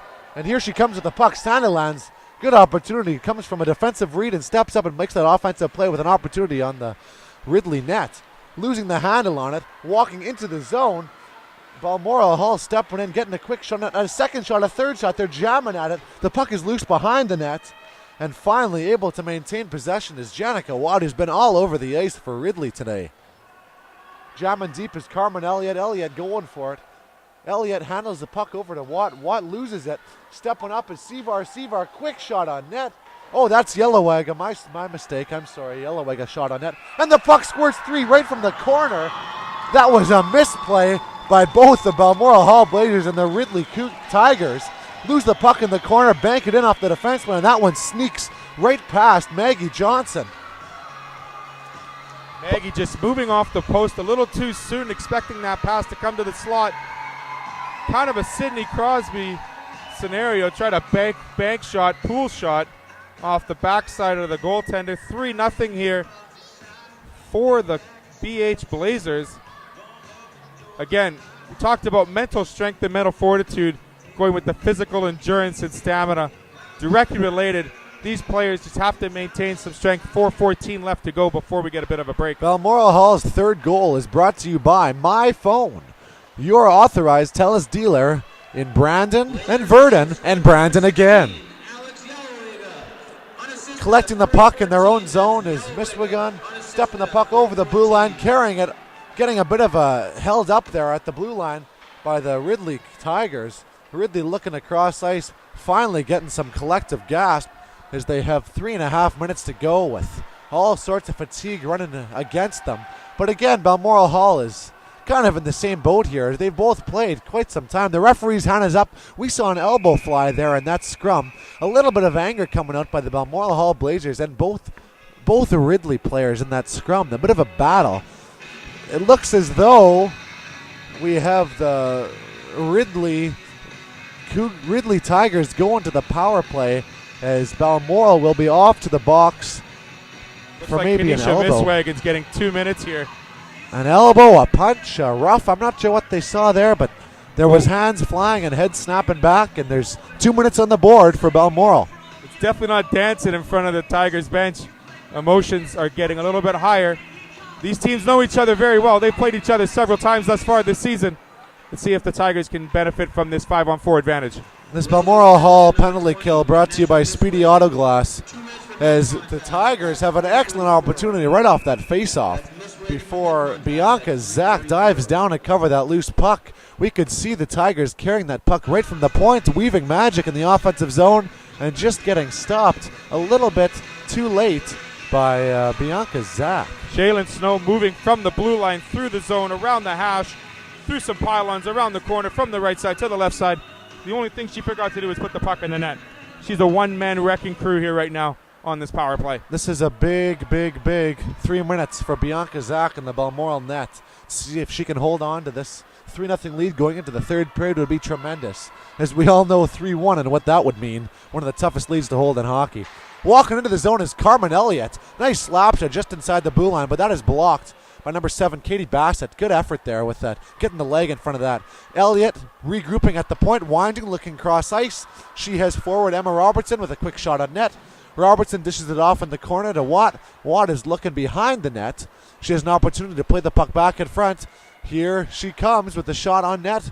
Nope, a fake to Sweet Apple. Sweet Apple down to Shaylin Snow looking cross ice. Oh, what a shot off the post by number 11, Emma Robertson on Ridley. Good opportunity. Nice eye hand by Shaylin Snow to corral that puck and put it cross ice. Robertson, a good opportunity there to give this, make it a 2-goal game, but no, the post comes up too much to handle. A great shot right off the post. Must be in the scouting report for these players playing Bianca Zach for the Blazers. They seem to be passing it across the zone as opposed to having somebody set up in the slot or high in the slot. Nonetheless, Bianca Zach tracing that puck very well, doing a great job. Some body contact as the Tigers carry the puck in. It hits the open gate and the puck is hung up in the bench and it squirts back out and there's an offside on the play. I don't think it's an offside. I think it's the fact that the referee wanted to blow his whistle because he didn't see the puck anymore and he thought the puck was going into the Tiger bench. That's what it was. So I think they're going to have the face-off outside here. 26 seconds left, just under 2 minutes in the second. Before everybody gets a break, go grab a drink. We got some great hockey in front of us. Neutral zone face-off coming up here with 2 minutes to go in the second period. This second period is definitely an opportunity to see what these teams are capable of. Brought to you by Pantages Hair and Salon and Spa.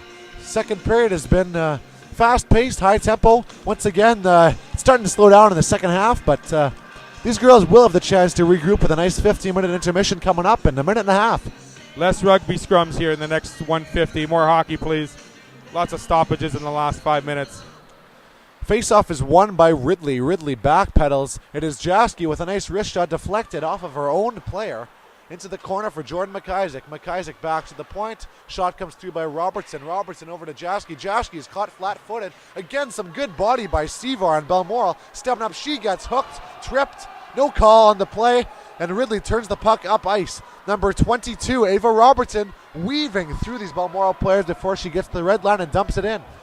Bianca Zach steps up, corrals that puck to her defenseman. Defenseman looks one way to Mistwigan. Mistwigan handles the puck right back to her, and the puck is kind of actually lost in the corner for a moment there as Ridley maintains possession.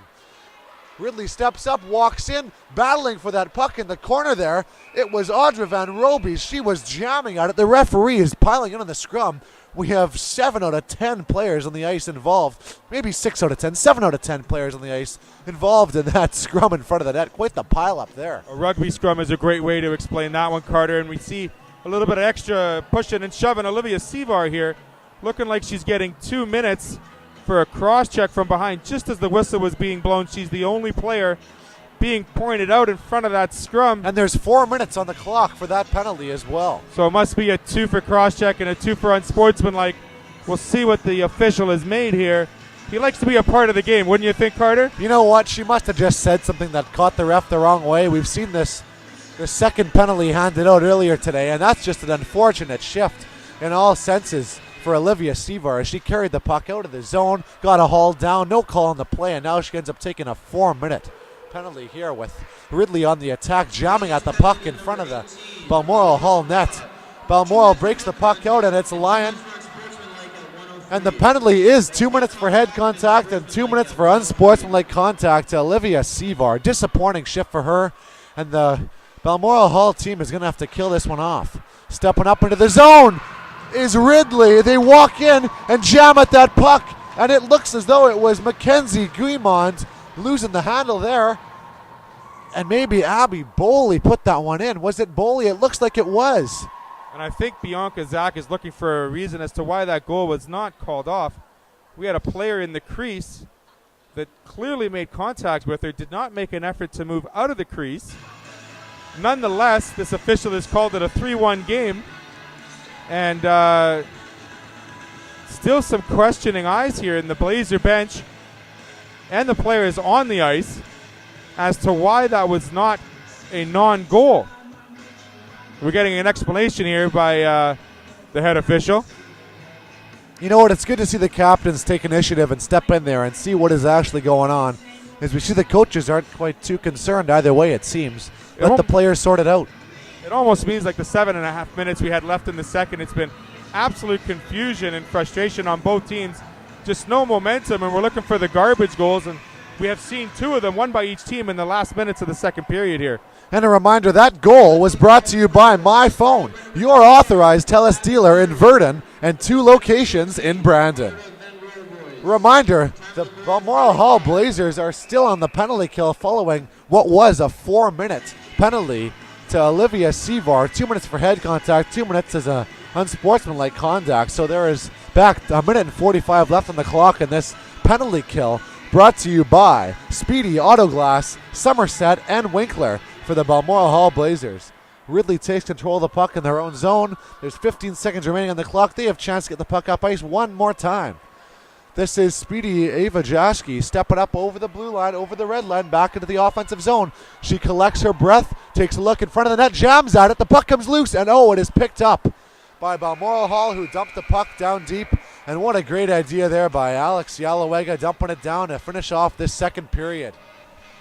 Boy, we saw some back and forth action. These players are clearly tired, clearly worn out, and they have a much-deserved break coming up here for the next 15 minutes. I think we saw almost a little bit of everything in that first and second period. We sure did. Carter, and you know what? I think these players are just thankful they got out of these 2. They have 1 more left. I mean, great work by both teams and both coaches. We'll be right back with you here in the Manitoba Sports Network. 3 goals for the Balmoral Hall Blazers, 1 netted by the Ridley College Tigers. Theo and Carter with you. We'll be back after some commercials here. Thanks for joining us.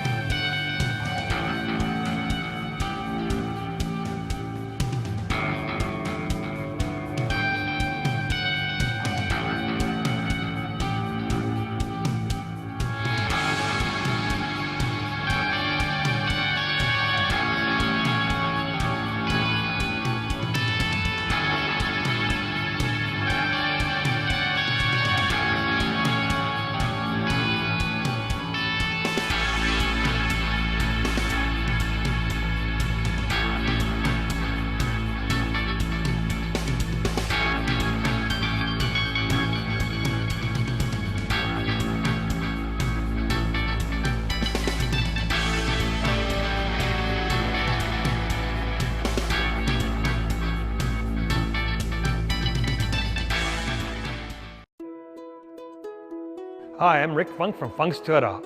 Our family has been in the automotive business for over 45 years. That's 45 plus years of looking after customers.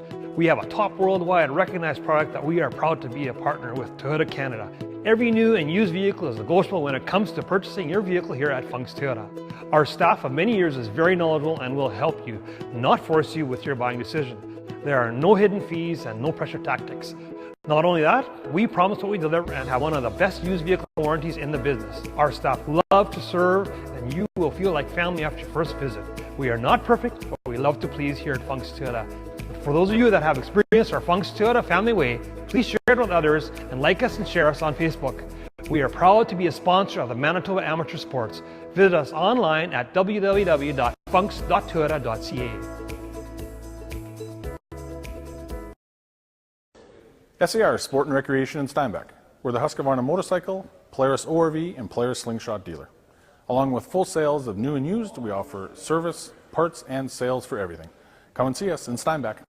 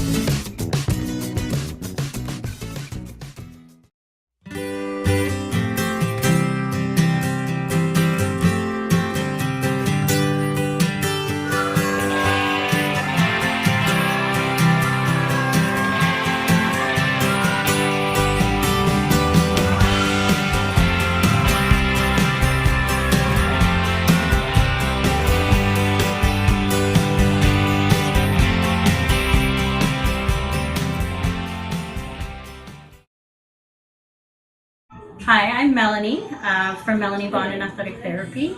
I deal with rehab here, and one of the treatments that I use is massage, some mobilizations, and there are many other techniques that I take care of to help heal injuries.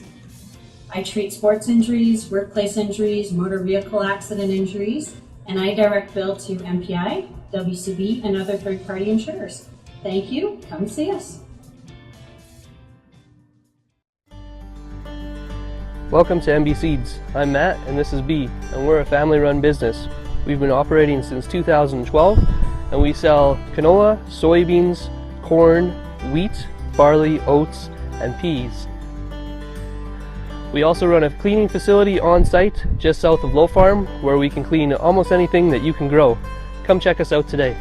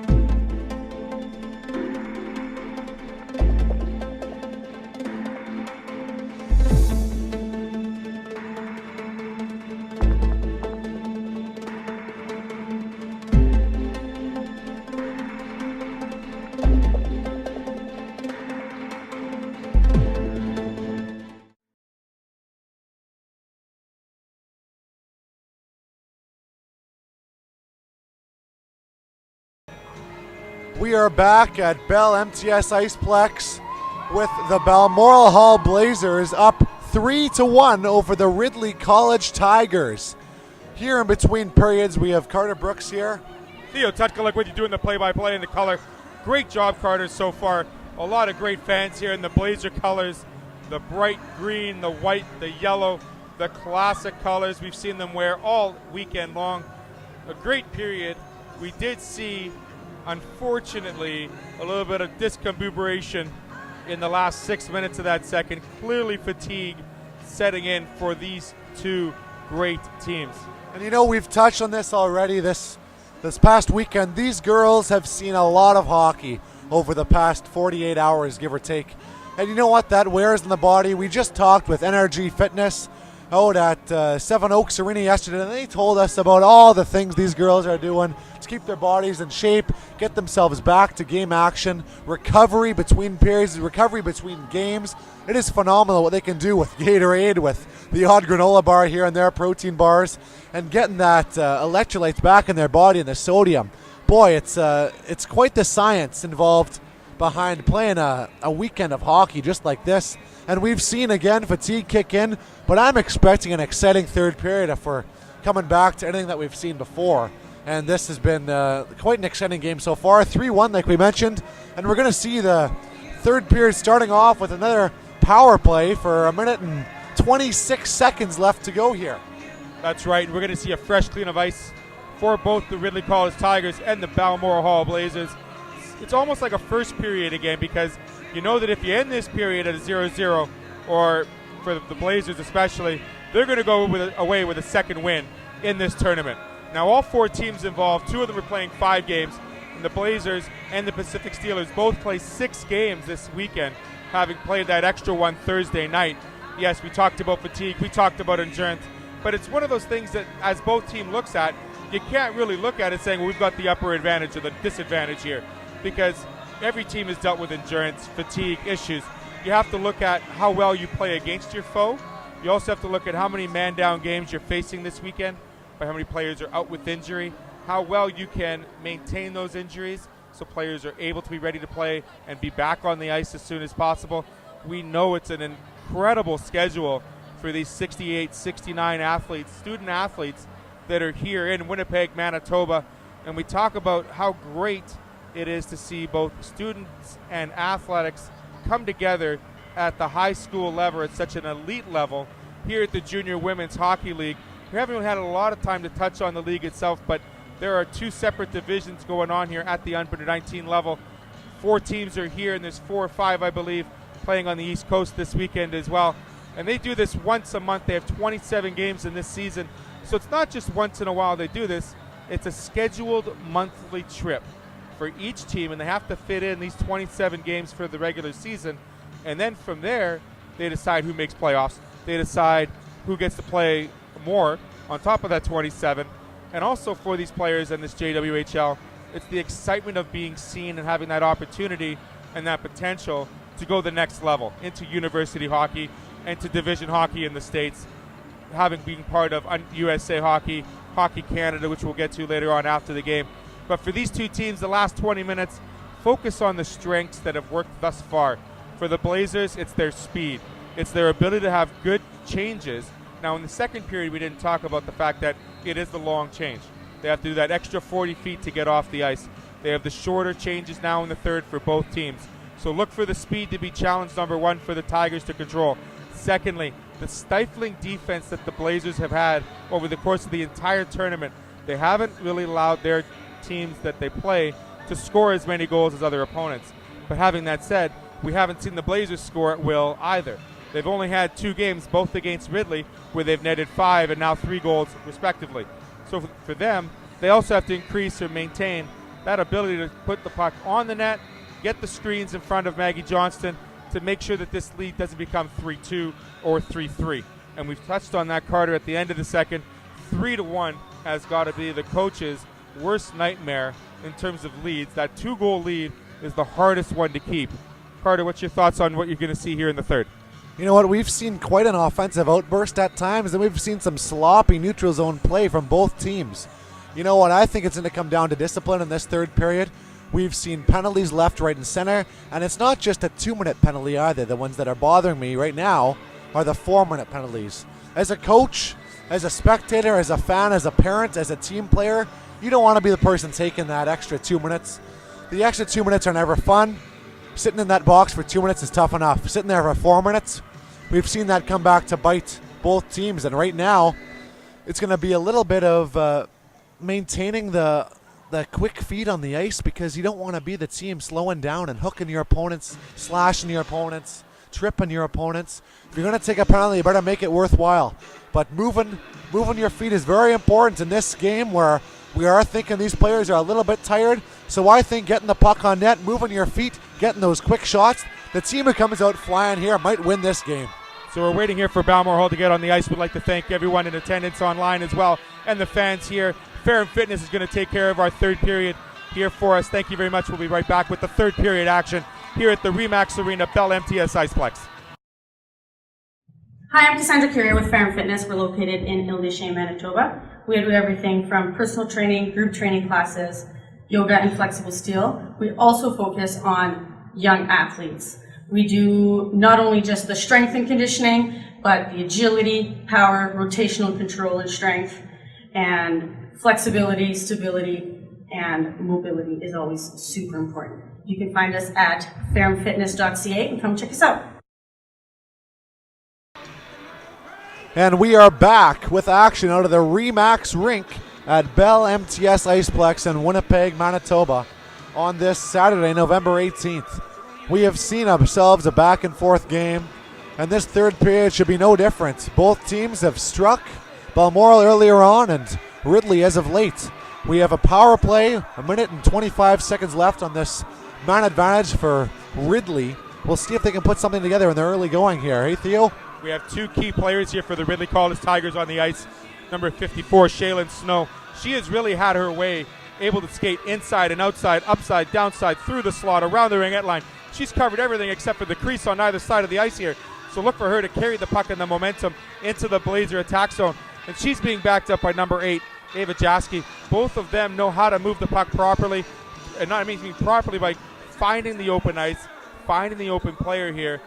I mean, emotions aside, if they can keep those at bay and play a strong technical hockey game, it could become 3-2 very quickly. You know what? I can't say enough good things about that. Shaylin Snow, Ava Jaski, and Janica Watt. They have been producing for this Ridley team, and they'll look to get things going here with a minute and 25 left on the power play. Stepping up over her own blue line is Jaski. Jaski gives it off to Shaylin Snow. Shaylin Snow dumps it across ice, and the puck is nicely brought in. Quick shot by Emma Robertson, doesn't quite get itself through, and the bouncing puck is dumped down the ice by the Balmoral Hall Blazers, and Ridley will have to try once again. The officials have kept this game not tightly knit as possible. We are seeing a little bit of interference, a little bit of clutching going on here. Let's see if he calls something here quickly to keep the reins on this game. And Watt bringing the puck down the boards, cutting all the way to the goal line before she slams on the brakes, loses an edge, drops the puck back off to the end. Jaski on the point with the puck backpedaling, winding, looking across ice. Number 54, Snow, looks cross ice herself. Back to Snow, the give and go. Good opportunity, follows that play, and she rings one off the crossbar down into the corner. Good opportunity there for Snow. The play didn't quite make itself through, but she picked it up and went, and there is going to be a disappointing penalty for the Balmoral Hall Blazers. That is Bohm, who took out the legs of number 98, Ava Jaski, in a scary play. Hitting the ice very hard on her backside. She gets off. She's feeling a little bit of pain, I'm sure. And I believe it was not Delaney Bohm. It was number 8, Catherine Lyon. She's going to get 2 minutes. If you call it a slew fit or a trip or whatever, regardless, it's going to be 2 minutes. Face-off coming down here in the Blazer zone. A two-man advantage for 23 seconds. Not the start you want to see from the green and yellow. Giving the Tigers here an optimal opportunity to put one behind Bianca Zach. Would you have considered pulling here, Theo? No. Neither would I, but you have to ask. That's a Big 10-4 no. Puck is played off to the point by Ridley. Here's Carmen Elliott. Elliott looking cross ice. Elliott to Mary Sweetapple. Sweetapple looks down in the corner. Back to Sweetapple at the corner of the point. These girls have lots of room to move this puck here on a 5-on-3. They got 15 seconds left. Puck is moving low, down to become a 5-on-4. Player comes out of the box for Balmoral, and that is Sevar back into the zone, becoming a 5-on-4. 5-on-4 for Balmoral Hall, killing this one off, dumping the puck down the zone, and Sevar racing down. Puck is covered, forced to cover the puck in their own end is Maggie Johnson. Unfortunately, they have a chance to break the puck out of their zone. Maybe it was a smart play, maybe it was a difficult play to make, but the decision was made and it's time to go. Had to make that play. Olivia Sevar was there right on the doorstep if she decided to play that puck. Great job by Delaney Bohm getting it high off the glass, getting that face-off 200 feet away from your own end here. A minute 20 left in the 5-on-4 power play. Sevar, good opportunity. She hits the crossbar herself. We've seen 2 crossbars here in the first 2 minutes of play. Number 11, Robertson, carries the puck over into the neutral zone. She turns back, and Snow gives it off to Snow. Snow walks into the corner. Snow with her head up the whole time. It's good to see that head-up play. What an idea by Snow, crossing behind the net. Dishing the puck back, still maintains control. Walking into the slot, backhand. What a chance by Shaylin Snow. And tremendous glove save by Bianca Zach, staying with her the entire time. Great effort by Shaylin Snow, using her skating in that open ice, but not to be outdone by Bianca Zach. We've talked about her in the pregame. She has a tremendous glove hand. You think you've got upstairs covered. No, she says. I got this. Incredible play there by Shaylin Snow, maintaining control of the puck through almost every Balmoral Hall player in that sequence of events. The puck is now jammed into the corner to the left of goalkeeper Bianca Zach. Puck is now back on the stick of Shaylin Snow, looking the other way, pulling out her best John Carlson impression from the 2009 World Juniors, picking it up back to the point, and the puck comes out of the zone, and Ridley will have to regroup here with 27 seconds remaining on this power play. Emma Robertson just getting that puck through her legs, unable to stick the tape. Bit of relief here for the Balmoral Hall Blazers. Balmoral Hall is digging deep here, putting some pressure in their own offensive zone. Digging deep. Good effort there by Karine Sandilands, maintaining about 20 seconds off that penalty, and now they're down to even strength. What a great kill by Balmoral. What an excellent opportunity that was for Shaylin Snow, but it didn't quite make itself come into fruition.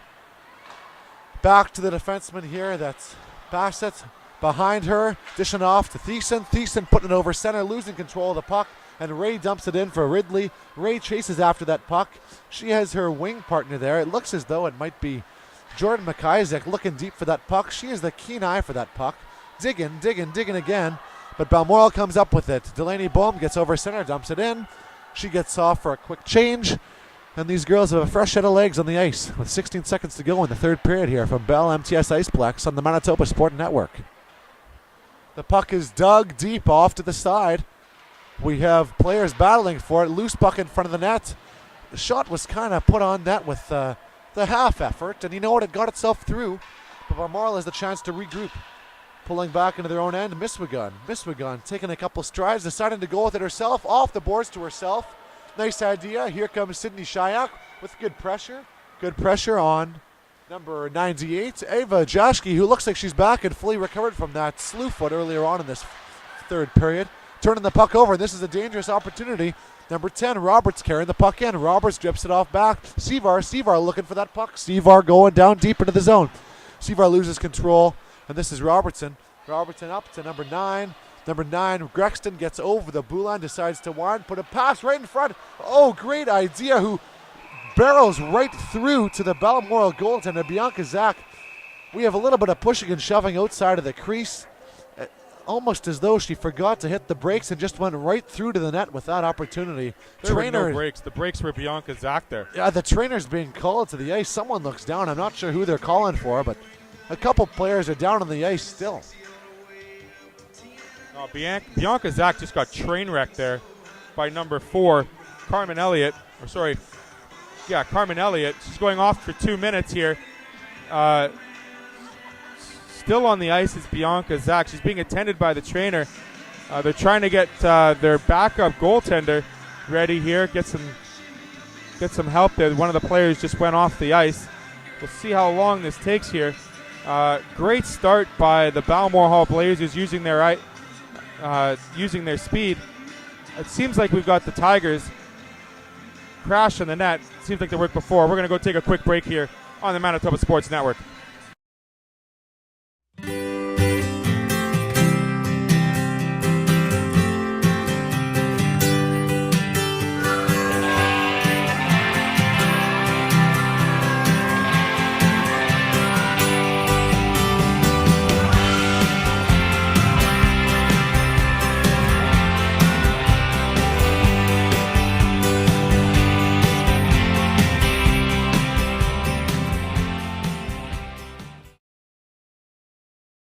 Hi, I'm Cassandra Carrier with Fair & Fitness. We're located in Ridley, Manitoba. We do everything from personal training, group training classes, yoga and flexible steel. We also focus on young athletes.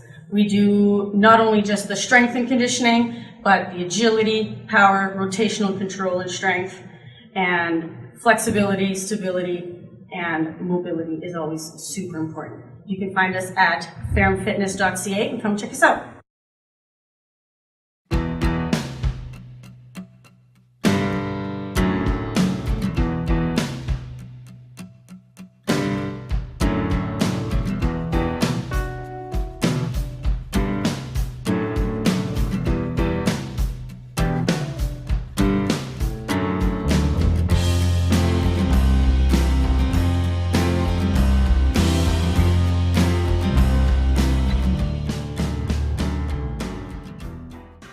And we are back at the Remax rink here in BellMTS Iceplex, and it appears as though Bianca Zach has recovered from that hard driving effort from Carmen Elliott straight to the net. The defender for Ridley plowing right through Bianca Zach, and now find yourself in the sin bin. Again, 2 minutes or less, we think, but there's no penalty up on the scoreboard quite yet. Disappointing that there was no goal in the play, but even more disappointing that there wasn't more of a penalty just handed out here to Elliott. That was quite the barrel right through. There was no breaks on that play. Still no penalty up on the board. I don't know if it's just a 10-minute misconduct here for Elliott, but here we go. And Balmoral brings the puck over to the end.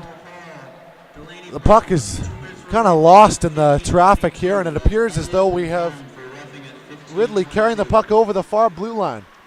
Ridley bringing the puck over. It's 5-on-5 here as the penalties were coincidental, offsetting minors. Roughing, goaltender interference, whatever they want to call it. I'm not sure it should have been coincidental there. But Ridley maintains 5-on-5, and with a quick shot on net, we have number 12, Bowley, getting the puck towards the net. Losing the handle on it, and Balmoral Hall collects their breath, gets it over center, and gets a quick change. Fresh legs for the Blazers here. Zachariah quickly in. Yalawega and Esposito finishing up the forward line here for the Blazers. Robertson collects the puck for Ridley, barrels over her own blue line right into the offensive zone, loses the puck, but still maintains a check on the Balmoral Blazers. Number 7, Katie Bassett. Down on the ice is Miswigan. Miswigan kind of got spilled up there, and Ridley maintains control. Ridley walks around, and it's Janica Watt. Watt is all the time. Passes off to her point, and it's Culligan. Culligan steps into one, doesn't get much on it. Back to Shaylin Clark. Clark looking up ice. Clark smartly playing it off to the far side for Watt. Watt can't quite get there in time, and Bassett is back to collect the puck behind her own net. Bassett turns on the Jets, puts it off the boards, trying to avoid too many men on the ice. Penalty there. Smart decision to let that one go, and Shaylin Snow backpedaling, trying to catch up to Miswigan. Miswigan taking a look, nothing doing, decides to put it up the middle. There we go, and she gets a nice breakout pass. Good idea by Miswigan to number 16, Alex Yalawega. Yalawega puts it just wide of the net, steered off to the side, and we have Ridley coming back up the ice. That play doesn't quite develop. Ridley has a chance to get it out, and Thiessen steps up and decides to intercept that play. Smart play to get it in. We know we're 13 minutes left in this game. The key is to keep the play as far away from Bianca Zach as possible. Not that she can't do her job, but here comes a chance for Balmoral Hall. Balmoral pressuring here with a puck loose in front of the net. A bouncing puck at that, and it doesn't quite make its way through, but it comes back to the point. Quick shot on net from the point, and here comes Thiessen, another opportunity, and there's going to be another penalty called on this play. We touched on discipline, and I haven't seen much of it so far in this third period. I don't know if it's discipline or the fact that the official just wants to be whistle happy. I mean, the first 2 periods, a lot of this stuff was going away, wasn't being called. Now we got another set of coincidentals. Shayak for the Blazers, and it looks like number 19, Catherine Culligan, fighting around in the front of the net there. Clearly a mismatch in size, but nonetheless, both players going off for a little bit of roughing and sticking and asking what they use for the laundry detergent in the jerseys, all that mess going on. I think the timekeeper himself is kind of confused as why all these whistles are going down, but nonetheless, it looks like we actually have Culligan with an extra 2 minutes called here. So there will be a power play for the Blazers. Balmoral does have only 4 players on the ice at this point. I'm not sure if they've noticed what's going on here yet. A little bit of confusion for all of us here at the Remax Ice Center at the BellMTS Iceplex. I don't know what's going on here. The timekeeper has probably busted through a couple pens by now. He's out of ink at this point. There's been quite a few penalties given in the last, 20 minutes of live time. There's been a lot more penalties in today's game compared to their first game they played yesterday morning. Sure was. And Balmoral Hall does have a man advantage here. It is 5-on-4 Balmoral for 1 minute and 57 seconds to go here. We have Sevar at the point, looking cross ice. Back to the side. Puck comes back to Sevar. Sevar one times on that. A great shot, nice and low. Sevar, what an opportunity there. Here comes Thiessen off the side boards. Thiessen drops it back to Sevar. Sevar puts the puck into the corner. Puck is played off to the side by Thiessen. Thiessen looking to chip the puck on net, and Bohm is battling for it. A good shoulder to our opposition, digging deep, collecting that puck, and going down low. The penalty given here on Ridley was 4 minutes for a head contact, where Shiak for Balmoral is getting a slashing call. That gives the 2-minute power play to Balmoral, who makes a smart play to Sevar. Sevar quickly collecting the puck, swinging it to her backhand, putting a good shot on net. There was traffic there. A good opportunity by Balmoral. And we are getting another penalty called here by the Mr. Official with the orange lights. 2-minute penalty. Looks like it's going against the Ridley College team again. Number 4, Carmen Elliott. She's back in that box. It looks like that ref wants some screen time today or something. Either that or she's working on a short story in the penalty box. It could be that. Now we've got a 5-on-3 brought to you by Pembina Valley Chrysler. Looking for some new vehicles, give them a call. They'll be glad to take care of you. You know what? I would have thought that these refs would just want to get this thing over with and get out of here after that goalie delay, and it's been a long game. It's interesting to see that they want to keep calling these penalties. I think they're just trying to assert their officiating prowess on these two good teams and not allowing them gain any momentum. Well, they're doing well in that regard. Here's Miswigan with the puck at the point. She dishes it back with a sleek pass off to Thiessen. Thiessen puts it into the corner. Battling for the puck there. It looks as though it's Robertson for Ridley. Robertson digging deep. Robertson losing control of that puck, and there's Bohm chipping it off the glass. Down in the corner. Puck comes down to Thiessen. Thiessen back to Bohm. Bohm swings it down behind to Sevar. Sevar back to Bohm. Bohm mishandles the puck. Puck comes free. Yalawega loses control. Puck comes outside of the zone, and here comes the ever-dangerous Shaylin Snow. Walks in, takes a quick shot, and she scores! What an opportunity. How often do you see that? A 5-on-3 disadvantage, and the Ridley Tigers walk right in and led by their playmaking forward. Shaylin Snow walks right up and takes that snapshot, takes it far side underneath that blocker over the pad, the perfect spot on a 5-on-3 man disadvantage for Ridley. Shaylin's getting some good pads on the back from her fellow teammates, making it a 3-2 game. You said it right on the nose, Carter. A great shot just above the pad, just below the blocker there on Bianca Zach. I mean, it's one of those shots that's so hard to face, especially going to the far side. I mean, she was given so much ice, and she took full advantage of it. I mean, best scoring opportunity, great outcome for the Ridley College Tigers. They've now made it a 3-2 game. We still have half a period to go. This is going to get exciting. You have to wonder what Sarah Zacharias, the head coach of the Balmoral Hall Blazers, is wondering now. She's seen it all as a former player on the prep team here. But you have to wonder what is going to happen next. Here comes Sevar. Sevar drops it back to Thiessen. The same power play stays on the ice. Quick shot on net, misses the net, puts it over top. And this is Sevar. Sevar looking to her backhand, drops it off back to the point. Miswigan to Thiessen, all sorts of time. Thiessen off to the corner. Manhandled off the puck there. Thiessen goes cross ice to Miswigan. Miswigan intentionally wide to Yalawega. Yalawega looking for that one. Digging deep. Yalawega. Nice shot on net. Oh, and she scores! That one didn't take long to bounce back from. She just stepped right up at the top of that circle and ripped it past our goalkeeper, Maggie Johnson. Great board work done by both Thiessen and Yalawega. Yalawega coming off the board. Sweet apple for the Tigers. Thought she was doing her goaltender a favor by kind of gloving that puck down. I think Maggie Johnston would have held on to it, got a face-off. Nonetheless, the rebound comes down right on the stick of Captain Delaney Bohm. She nets it in. 4-2 is the score here. Great job on the power play. They've able to score 2 goals now tonight on the PP. And you know what? I'll talk about one thing, Carter. We're not seeing much momentum back and forth. We're seeing both teams take advantage of the miscues they're making. I mean, the Blazers giving up too much space for Snow to score on the penalty kill. We see Sweet Apple trying to help out her goaltender by blocking the shot, and it comes down right on the stick of Bohm. I mean, your mental fortitude has to be at an all-time high, and you just have to tell yourself as a player, we have 10:38 left. As a Blazer, you want to maintain this 2-goal lead. As a Tiger, you want to take advantage of every single miscue they have. I think the official here is trying to figure out who's still in the box, who's not in the box. It's getting messy. It's one of those things where, you might want to have them mic'd up for a little bit of come on man scene or a little bit of highlights, if you will. But, I mean, the teams are supposed to be the focal point in every game we play, not the officials. And I hope this officiating crew allows the teams to play this game properly and with a bit of, effort and emotion. You know what? That was quite the bounce-back effort from Balmoral Hall, who just gave up a 5-on-3 man advantage goal, which is disappointing to see in their standpoint. but they bounced right back and tucked one in to restore this 2-goal lead here with 10 minutes to go in the third period. Again, our third period is brought to you by Ferrum Fitness. Ferrum Fitness for our third period here from BellMTS Iceplex in Winnipeg.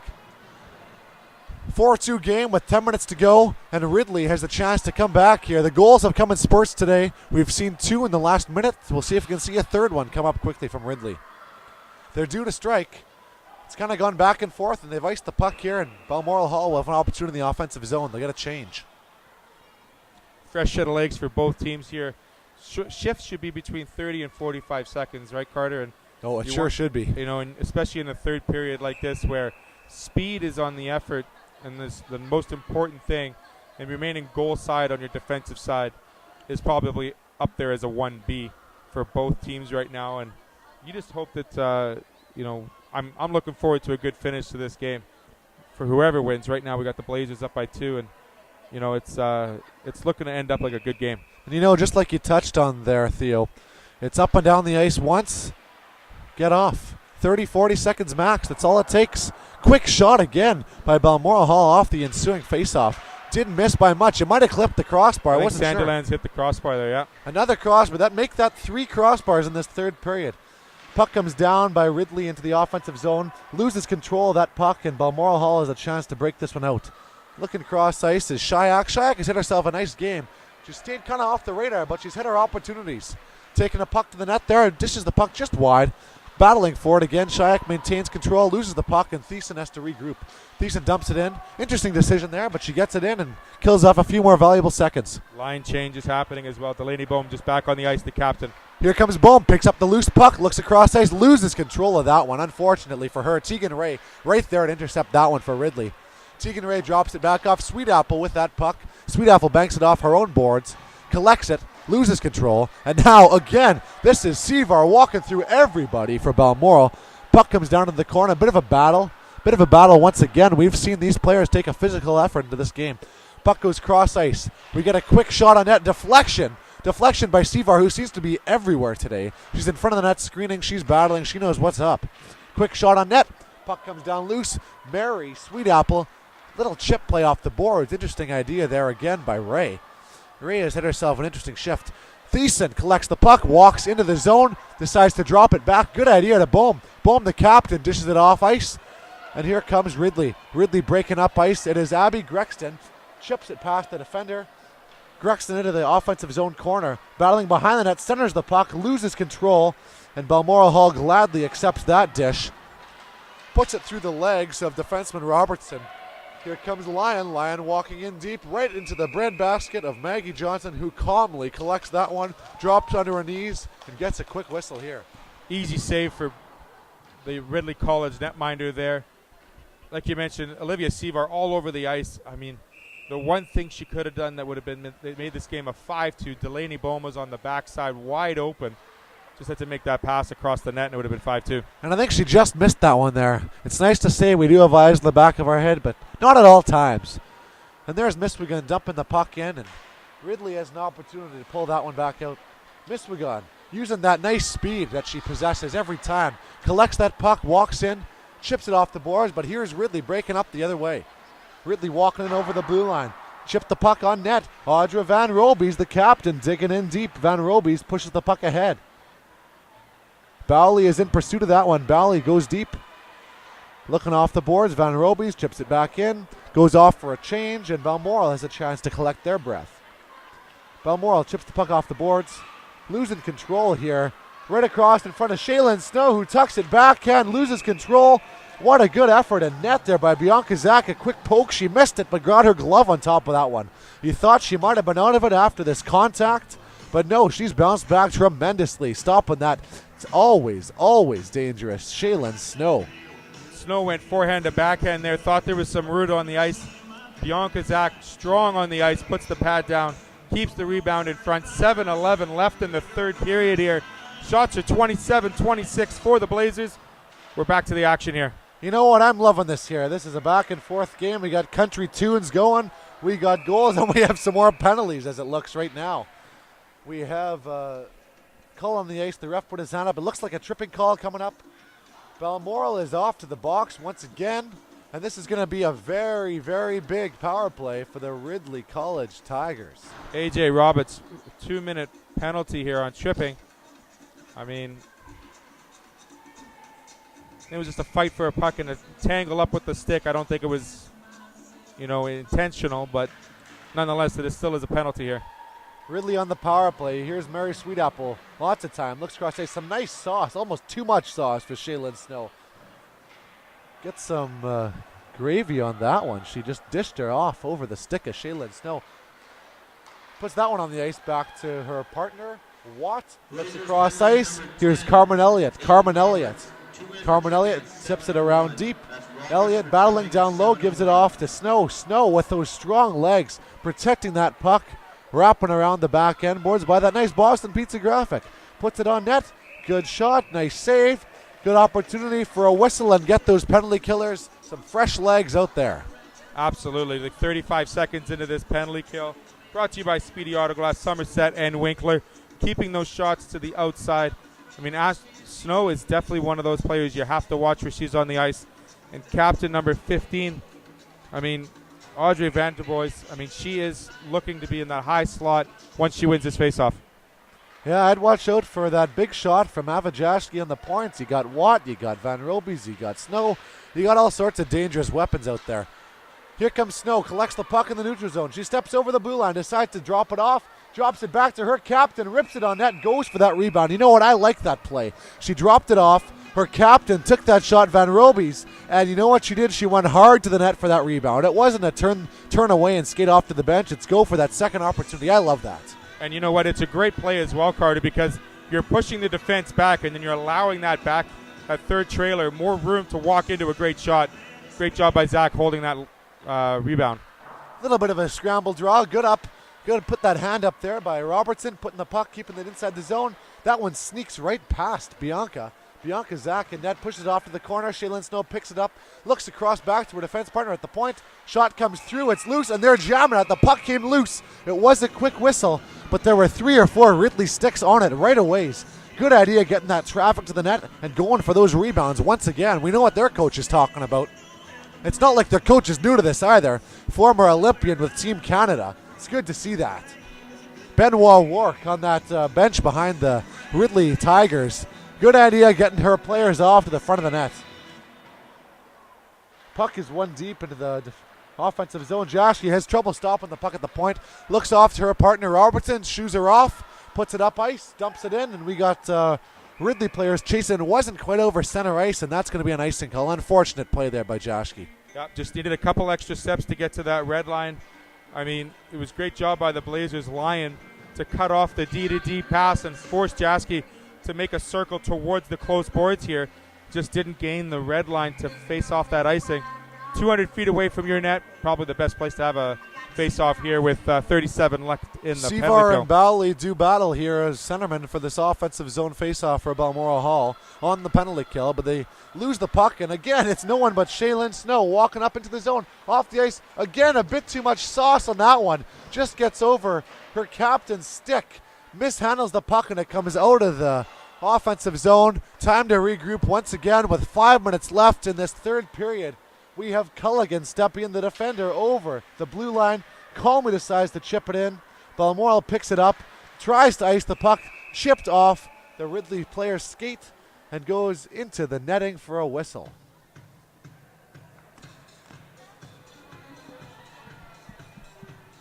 You know what? That was an interesting chain of events with 2 seconds left on that power play. Ridley really had the pressure there. It just couldn't quite make anything happen. What did you see? They've been doing it the last 4 or 5 minutes on and off the power play. Majority of the play has been in the Blazers' side of red line. Let's see if they can maintain that here. 5-on-5 as that penalty is now expired and we have even strength on the ice. Hard contact again. Number 18 for Ridley. Russell drives her opponent into the glass. Strong play on her skates, stronger on her hips. That's a very tough play to handle at times. Collecting the puck into her own zone. Number 19, Catherine Culligan, chips the play off over center. Michigan's going back for the battle. 27, Janica Watt coming in slow. Not a slew foot, but she took her opponent down. Pulls the puck in behind the net. Coming in close. We have an opportunity from Roberts. Now we have Zaharia chipping the puck past the defender, going in deep. Haven't seen much of her. She looks like she has some fresh legs. Let's see what she can do. She's driven into the boards as well. There's been some contact here. Someone lost a wheel. Carrying the puck in is no one but Snow. Once again, cutting to the net, wide open. Gets the shot far pad. Good opportunity. She has a good chance there for her partner, Robertson. Looking to pick up that rebound. Just tucked it wide. And Ridley will have to regroup. Snow with the shot. The rebound just snuck over its forward stick there. Wide open net. Rebound just out of the reach of that Ridley College player. Has Snow seen the bench in this third period? I don't think she has. It's a quick 20 seconds off and she's back on the ice. Double shifted for sure. Here we got an opportunity. A bit of a knee comes in. We have a tuck, we have a trip, we have a fall, and the puck comes out of the corner. A good opportunity there for Van Drobes, but she just couldn't quite get the handle on that one and fell to the ice in displeasure. Collecting the puck behind the Ridley zone, picking up the puck behind the net, dishing it off to the side. We have number 9, Abby Grexton, with some speed over the neutral zone into the offensive zone. With her is number 12, Bowley. Bowley goes down, and there's going to be a bit of a call. Sorry, that was Grexton who went down. Bowley kind of tucked in behind her, and it sounds like we have some man advantage again, as Shania Twain reminds us. We're going up on the man advantage for Ridley Tigers, and this power play for Ridley is brought to you by Pembina Valley Chrysler. All your Chrysler needs in that Pembina Valley in southern Manitoba. Looks like Bassett's going to get 2 minutes for body contact there, even though she went down taking on the larger opponent. Just, again, got to keep strong here. 3:04 left in this third period. We got a timeout here called by the Ridley College Tigers, a 30-second timeout. Putting together some strategy, perhaps, a set play maybe. Great idea by Amanda Benoit Work there to call that timeout. We have an opportunity to see a goaltender being pulled. I would assume the goalie would come off right away if this is a one face-off to get a 6-on-4. You got everything you got to do in this situation. You're pulling them at 3:02? Yeah, with 3 minutes to go, I think they would. 3-on-2, you go up 6-on-4, two-man advantage, two-player advantage. Face-off deep in the Blazers zone. I think you're going for broke at this point. And you know the Blazers aren't full of energy. They're absolutely just tired, not having all the legs possible. You know, they're hanging on to that bench saying, man, I can't wait till 3:05, because when it's 3:05, this ball game is over. The lady has sung. We can go home to bed, go grab some dinner, and get ready for tomorrow morning bright-eyed bushy tail. Exactly. Any idea, any guesses in your mind, do you think might be on the ice for this power play for Ridley? If 54 is not on the ice, then the set play won't work, I would say. And it looks as though we have our regular suspects. We got Robertson, Jaski. We have Snow. We have the goaltender pulled. We have a 6-on-4, as we may have predicted here, with captains, alternates, everybody on the ice for Ridley. Exciting couple minutes coming up here. 3 minutes to be exact. 3:04, I think it is. Power play, 6-on-4. Shaylin Snow maintains control of the puck behind the Balmoral Hall net. Snow looks back, puts the puck across the ice. Puck is chipped off, and here's Jaski. Jaski's looking over to her partner, Robertson. Robertson with the puck. Robertson back to Jaski. Jaski at the point. Jaski down low to number 12, Bowley. Bowley chips it off behind the net. Behind the net, we have number 15, Van Robes. Van Robes loses control, and it's dumped down the ice. There's no icing on this play, as it is a penalty kill for Balmoral Hall. Penalty kill brought to you by Speedy Auto Glass. Speedy Auto Glass, serving all your needs in Somerset and Winkler. Breaking out of her own zone, Avajaski going for broke with 2.5 minutes left here. Avajaski weaving magic, coming through, gets a quick shot on net, easily steered aside Bianca Zak. Bianca Zak played that one smartly into the corner. He doesn't want a face-off here. Balmoral Hall gets the puck out, decides to fire it down the ice. We got a good opportunity, gets it down. Robertson and Jaski have to go back for that puck, and boy, that's 2 minutes to go. We lost a minute already. I would see one of these forwards try to get a change. They've already been in the ice for over a minute here. Looks like Olivia Savard is going off for a quick change. Let's see if Delaney follows suit. Puck is broken up at center ice where Shaylin Snow decides to collect it. I wouldn't be surprised if Snow stays out the remainder of these 3 minutes. Dumping the puck back into their own end. Here comes Robertson. Robertson picks up the puck behind her net. She has some time, but she doesn't have too much time. Watt gives the puck off. Carmen Elliott pinching all the way up from her own end. Defenseman with the puck, carrying it in deep all the way to the corner, driving hard to the net, dishes it off. The puck is loose in front of the net. jamming at the puck, just trickles wide. Here's Snow. Snow loses the handle on that one, goes off to the corner. Snow walking back, collecting herself around the far circle, dishes off to Elliott. Elliott, quick shot on net, rebound there, jamming at it. And my goodness, Bianca Zach hanging on to everything in this third period. 3 Ridley players in the front of the net. Bianca Zach controlling that rebound. And it looks like the head official is making a strong case for best male actor here. He's called another penalty, this time on the Ridley College player, number 11. Which Robertson is that? That's Emma Robertson. Emma Robertson is off, 2 for slashing. Very disappointing. Again, that referee wants some screen time today, and he's really taken out. Just going for that loose puck a little too courageously and wanted to call the penalty. Maybe the right call, probably the right call. I'm sure Bianca Zach is thankful knowing that she's made all these great saves and the rebounds, and there's been so much pressure on her buckling them up as quick as possible. And that ref must have given a warning or something, because we've seen that digging at the puck a few times here tonight, and that's the first call. So these players are jamming at it, going for it in the last minute. That's a tough call to make. It's a tough penalty to take. But again, the Ridley Tigers have kept their goaltender out of the net, and it's a 5-on-4 man advantage. Face off in the neutral zone, favoring the end of the Balmoral Hall team. Here comes the puck into the offensive zone. Number 12, Abby Bowley decides to chip it in. Doesn't quite get it out. Sevar just gets it underneath that dashboard. Doesn't get it into her own team's bench. Carmen Elliott picks it up, gets over the blue line, decides to walk in, cuts in deep to the corner. She's going to look. She trips on something, tripping over the goal line there.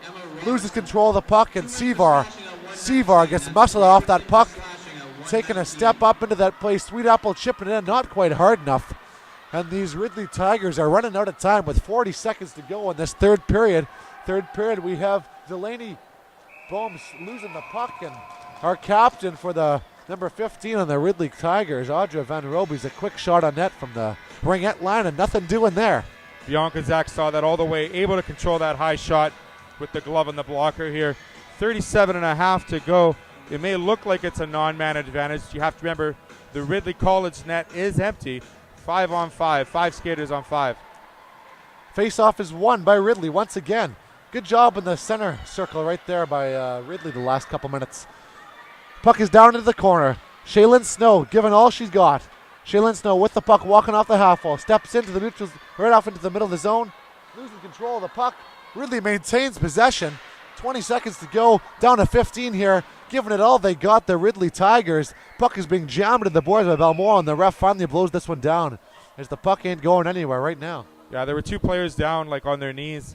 A little awkward. They didn't want to get them too tangled up. It was probably the right move to blow the quick whistle. Let's see where this face-off ends up. Skaters that are coming out to the Blazers skate, please start going and putting on your stuff. With 10 seconds to go, you would think they log up and jam up the inside of the ice and try to get a quick shot on net, go for that rebound, do all they can. Yeah, and that's exactly what they're doing. They're bringing their line in.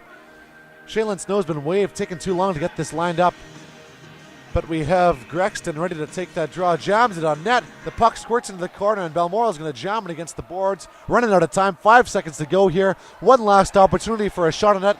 And Clark just puts it off to the corner. The puck comes loose in the neutral zone.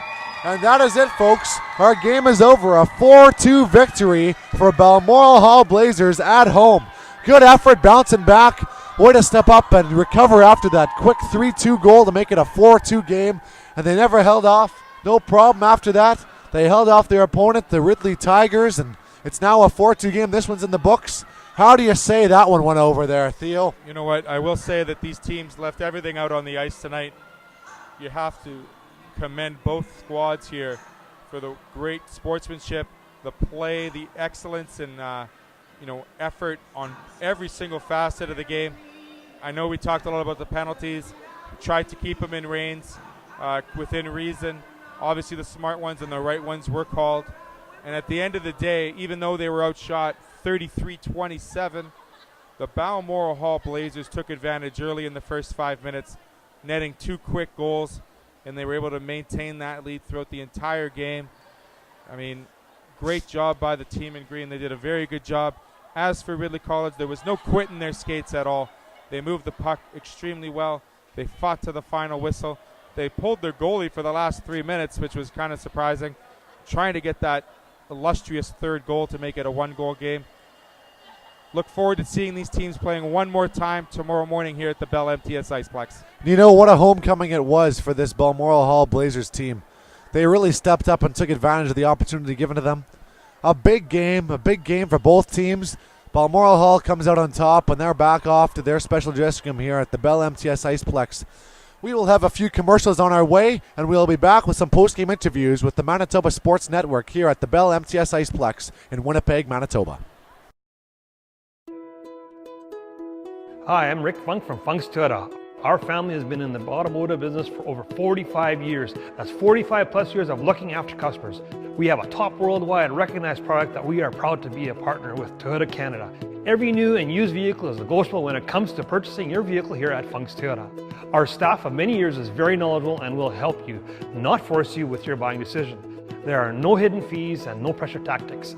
Not only that, we promise what we deliver and have one of the best used vehicle warranties in the business. Our staff love to serve, and you will feel like family after your first visit. We are not perfect, but we love to please here at Funk's Toyota. For those of you that have experienced our Funk's Toyota family way, please share it with others and like us and share us on Facebook.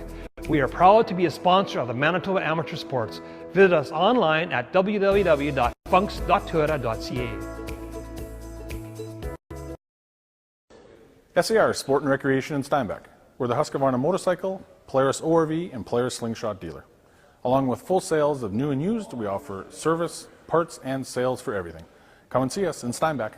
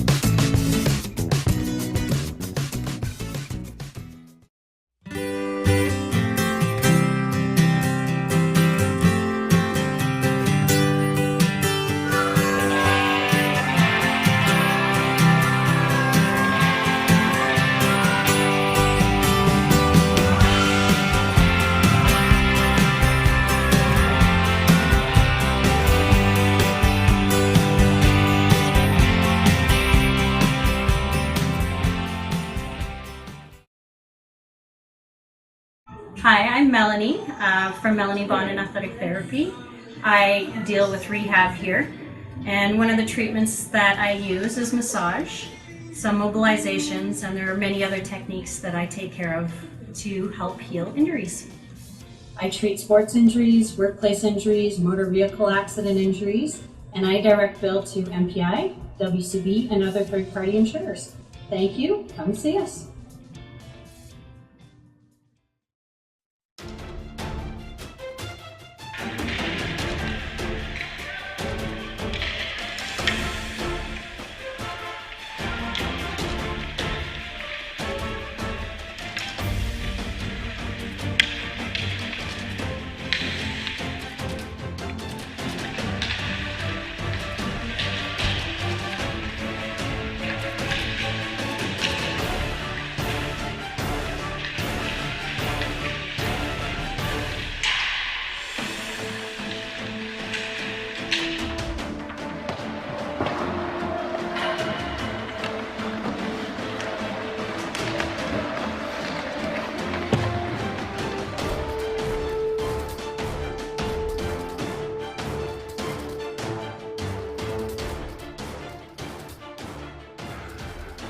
Good evening, everybody. Theo Tutkaluk from the Manitoba Sports Network here with number 17, not the largest player, but the biggest heart inside, Sydney Shack, who reigns from Yorkton, Saskatchewan. I'm not going to put it on a map, but Sydney, tell me how you found out about Balmoral Hall and what excited you to come to the program. I had a few connections, a few people that I knew and played hockey with in Yorkton kind of told me about the program, and I looked into it because it really interested me. And yeah. So that was it. So Balmoral Hall, you've been there for 2 years, you said. Yes. You're a senior. How do you balance the hockey program and the academics? I mean, I'm coming from a prep school myself. It was extremely hard, but we had nothing like this growing up. How do you do the balance? It's definitely tough, but with the love of hockey and just the desire to strive in school, it's kind of something you got to do, and you just got to keep the determination to succeed in everything, I guess. So determination to succeed on the ice. You've won 2 games thus far this weekend. Determination with the books. I understand you've been committed to the University of Regina. Congratulations. Are you going to be planning on playing some hockey there as well? Yes. I'm playing with the Cougars, yep. So maybe some family will be able to watch you play a little home? Hopefully. Hopefully. So now, the thing I ask all the players, did you have anybody you were looking up to when you were growing up, female, male? And how do you maintain the endurance and the stamina for a tournament like this? And you ladies are playing 6 games in 4 nights. It's insane. Yeah. If you can do all that for me, that'd be great. Well, I look up to my sister. I always have, always will. She's my inspiration. I've always wanted to be just like her. She also plays hockey. And just keeping up with the 6 games, it's tough to get into and get used to, but it's kind of just, it's a lifestyle, I guess.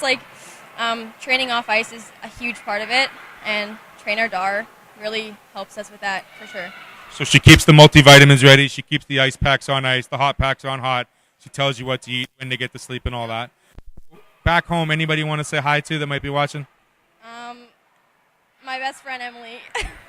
Emily, if you're watching, we say hi. Thanks for joining us. We have 1 game left tomorrow morning with Balmoral Hall, 8 o'clock, I believe. 8 or 8:15, yep. So how much sleep are you going to get tonight? As much as possible. So do you guys have a snack before you go to bed? Do you have a morning breakfast? What's your plan of attack here before the game? I mean, food is fuel, so whatever works for you. So we're not stopping at McDonald's. We're getting some proper food in us, right? Yeah. Absolutely. Back in the day, we didn't have trainers. We never had the resources. Congratulations on the victory. Sydney Shag with us, Balmoral Hall, winners 4-2. Thanks so much for joining us. Right on. Theo with you, Manitoba Sports Network.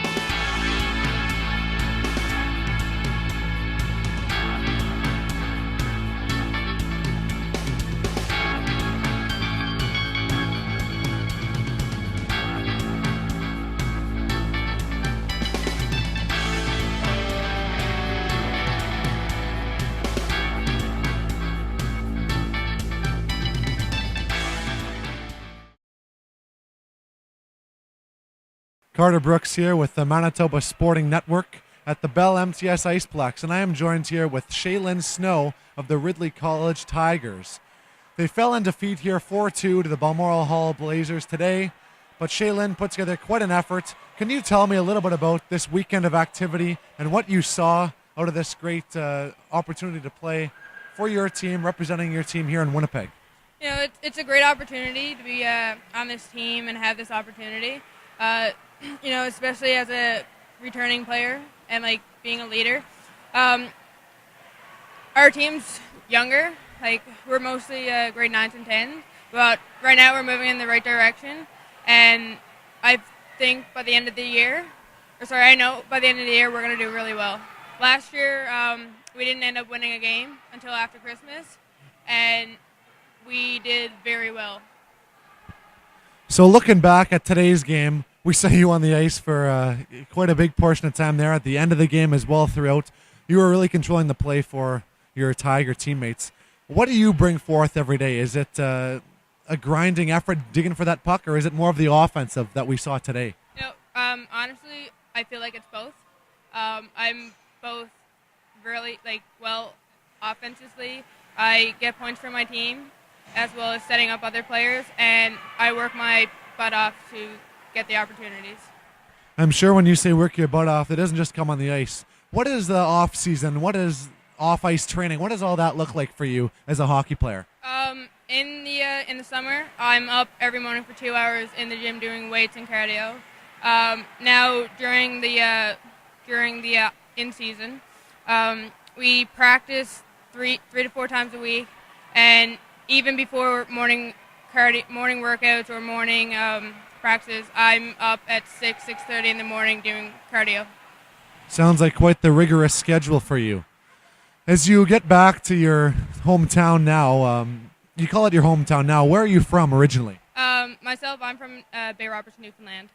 Oh, really? Can you tell us a little bit about what got you involved in hockey when you were in Newfoundland? My grandfather was the one to get me involved in hockey. When I was at the age of 2, still in diapers, he would always take me to parent and tot skate during the day, every day. And then it just progressed that I just ended up loving the game of hockey. And my grandfather has been a tremendous support, and my mother especially. That's amazing. What a great story it is. Another great story is your coach. Can you tell us a little bit about what your coach brings forward every day on the bench, on the ice, at practice, what it may be? Obviously, she has somewhat of a distinguished record behind her name. Can you tell me what she does every day in and day out for you? Yeah, my coaches are amazing. They support me with everything. They help me through everything. They do extra they do extra for their team, for the team. They have taught me a lot in the past 2 years, and I'm very thankful for them. And now as you head back home, what do you take forward from this weekend of events? I think mostly we're going to take away, we need to work on our penalties and take less and just learn from that. And I think overall it was good. It's just we have to work on our penalties. Thank you so much, Shaylin Snow. This is Carter Brooks reporting live from the BellMTS Iceplex on the Manitoba Sports Network.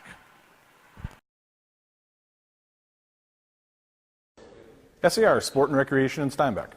We're the Husqvarna motorcycle, Polaris ORV, and Polaris slingshot dealer. Along with full sales of new and used, we offer service, parts, and sales for everything. Come and see us in Steinbach.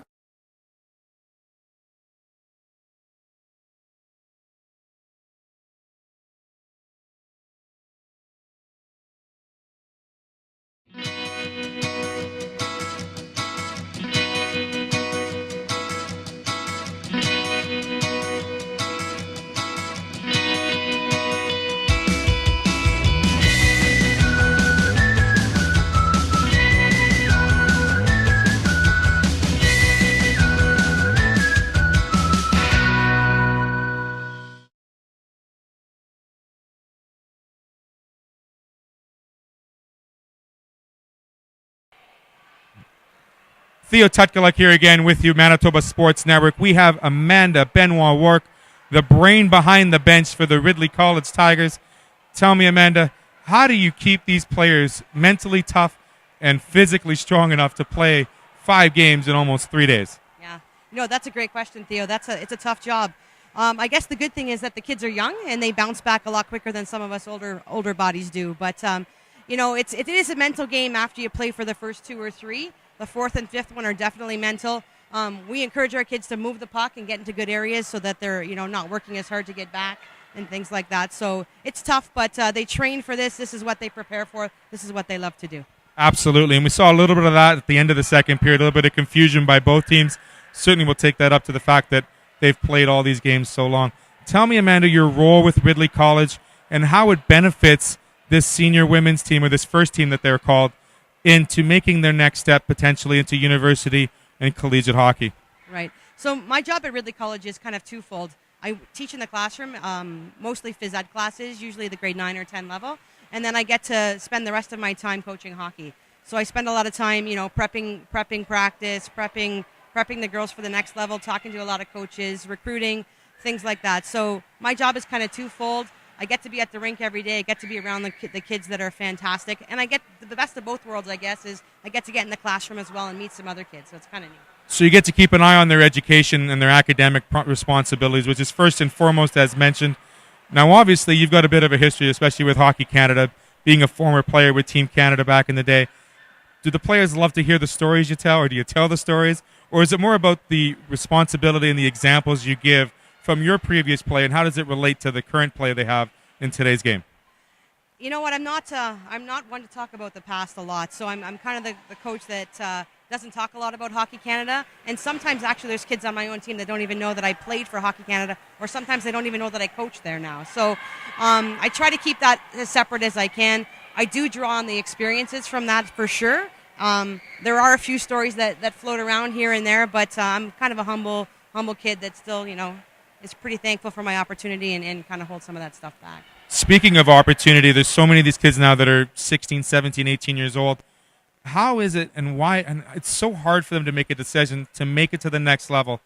Do you have any say or any ideas or any thought or advice for these kids that are playing in the JWHL, potentially having 3 or 4 different offers, and what to expect when it comes to making that next step? Yeah, I would say they've got to pick a school based on the academic program first. If they pick a school based on the hockey program and they go to school and something unfortunate happens, they end up injured or they're not playing, and if they don't like where they're at, it's going to make their life a lot more difficult. So I think academically they've got to pick a sound school that's right for them, and then the hockey program that fits best after that. That's some great advice for all the young players out there. One last thing to end up here, Amanda. Tell me, how are you going to prepare for the last game early morning Sunday here at the BellMTS Iceplex? So the plan right now is to get these guys some food as quickly as possible and get them back to the hotel and into bed. We like the extra hour sleep here in Manitoba and Winnipeg, so that's been great. Our kids are super pumped about us being an hour behind. So we're going to use that to our advantage tomorrow morning and hopefully pick up a win.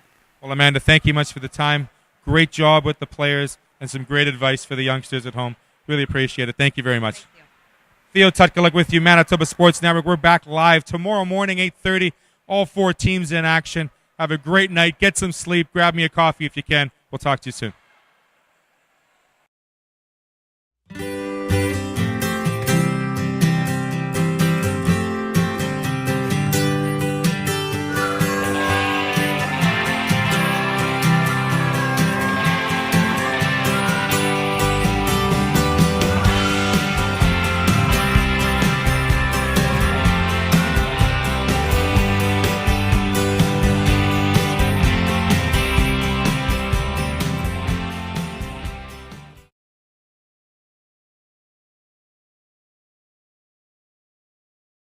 Hi, I'm Melanie from Melanie Bond in Athletic Therapy.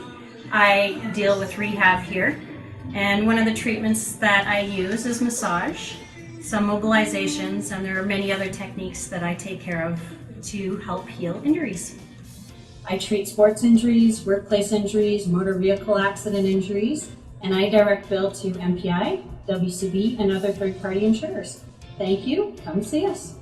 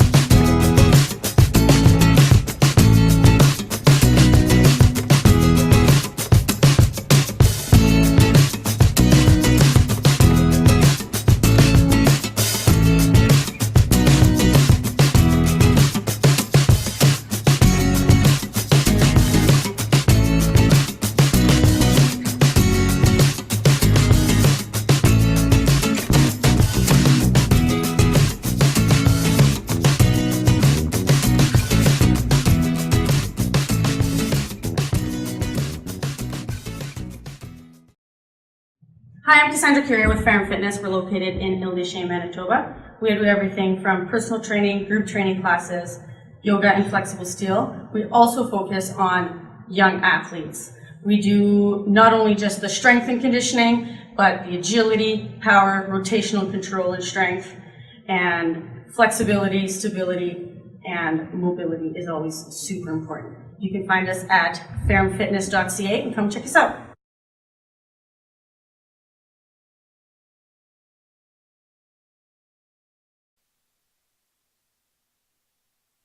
Iceplex wrapping things up after a 4-2 victory for Balmoral Hall over top of the Ridley College Tigers.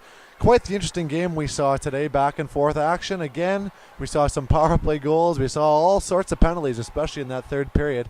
What can you tell me about this offense-filled second half of the game? I mean, the third period definitely brought the offense to the forefront.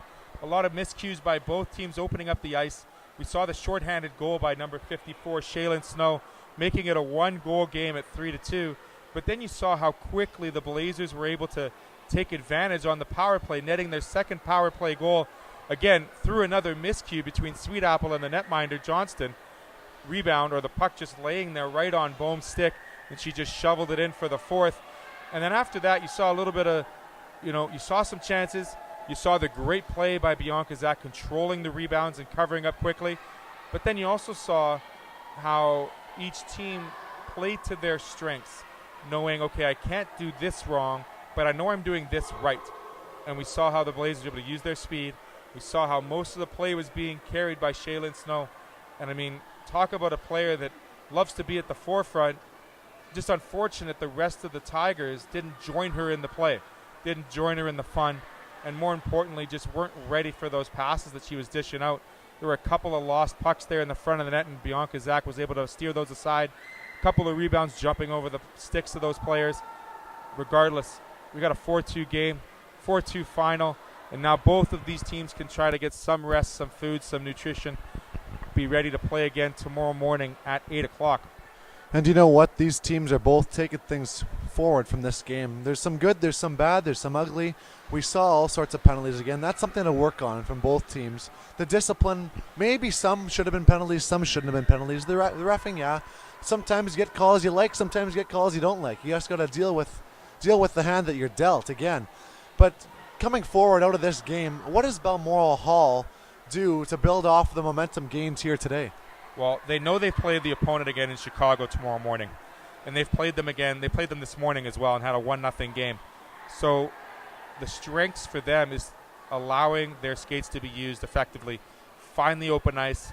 Skate with the puck. I've always been taught, take 2 or 3 strides with the puck moving forward and then make the play, as opposed to making a play in concrete, standing still. Because if that pass goes awry or it gets intercepted, you've got problems. And for the Balmoral Hall Blazers, if they're able to skate with the puck and try to put a little more offense towards the netminder and Chicago Young Americans team tomorrow, that's what their prowess and their enjoyment will be. And hopefully they can see a better outcome as opposed to this morning. It's interesting that you mention offense for Balmoral Hall. They scored the 4 goals, they won the game, yet they only recorded 27 shots on net, as opposed to Ridley's 33. You have to touch on that as an aspect to work on moving forwards. Shots on net are what generate a lot of offense. The goals come from shots. The more shots, the more opportunities to score. That's how I think of it. Again, on the other side, Ridley is shooting the puck, but they just couldn't score. They couldn't beat Bianca Zak. It was a lot of one and dones. It was a lot of one and dones by the Ridley team. By that I mean it was a shot on net, the pass or the rebound was deflected wide, or it was smothered up by Bianca Zak. Secondly, there was too much watching when 54 had the puck or 98 had the puck. And both those players need the other 4 or 3 players on the ice to help them out. They have to incorporate their play to have a 4 or 5 player attack, not just one person doing all the work and hoping that a goal gets pucked in there. Bottom line is both teams are tired. All the teams are tired. And they are prepared to play in a tournament like this. This isn't their first rodeo, and they're going to last longer than 8 seconds. They just have to bring out their best for their final games tomorrow morning. They sure do. And bringing out their best, there were a few of them on each team. We have some stars of the game. Who would you give the 3 stars to today? 3 stars, I have to go. 3rd star, Delaney Bohm, the captain of the Blazers from Balmoral Hall. She netted the 4th goal, put the game out of reach. But it wasn't that. It was more the play she had throughout the entire game. Finding the open player to pass to, playing good defensive hockey, being that third player back. She did a great job, probably her most complete game we've seen thus far in this tournament. My 2nd star from the Ridley College Tigers has to be number 54, Shaylin Snow. Of those 33 shots, I think she had 16. But more importantly, she probably played about 45 of the 60 minutes. So she definitely was controlling a lot of that play for Ridley College. And I mean, number 1 star, She's been the netminder, the backstop of the Blazers, and that's Bianca Zach. I mean, once again, facing 33 shots, allowing only 2 goals. She's going to get some rest, I hope, tomorrow or for tonight. Got a little bit injured there, getting bowled over early in the third, but she came back strong, and she held the team together, being that backstop the Blazers needed. So that's my 3-2-1 stars for the game. Thanks so much. That's a great idea. That's where I was going as well with that. Once again, Carter and Theo wrapping up here from the Remax Ice at the BellMTS Iceplex on the Manitoba Sport Network.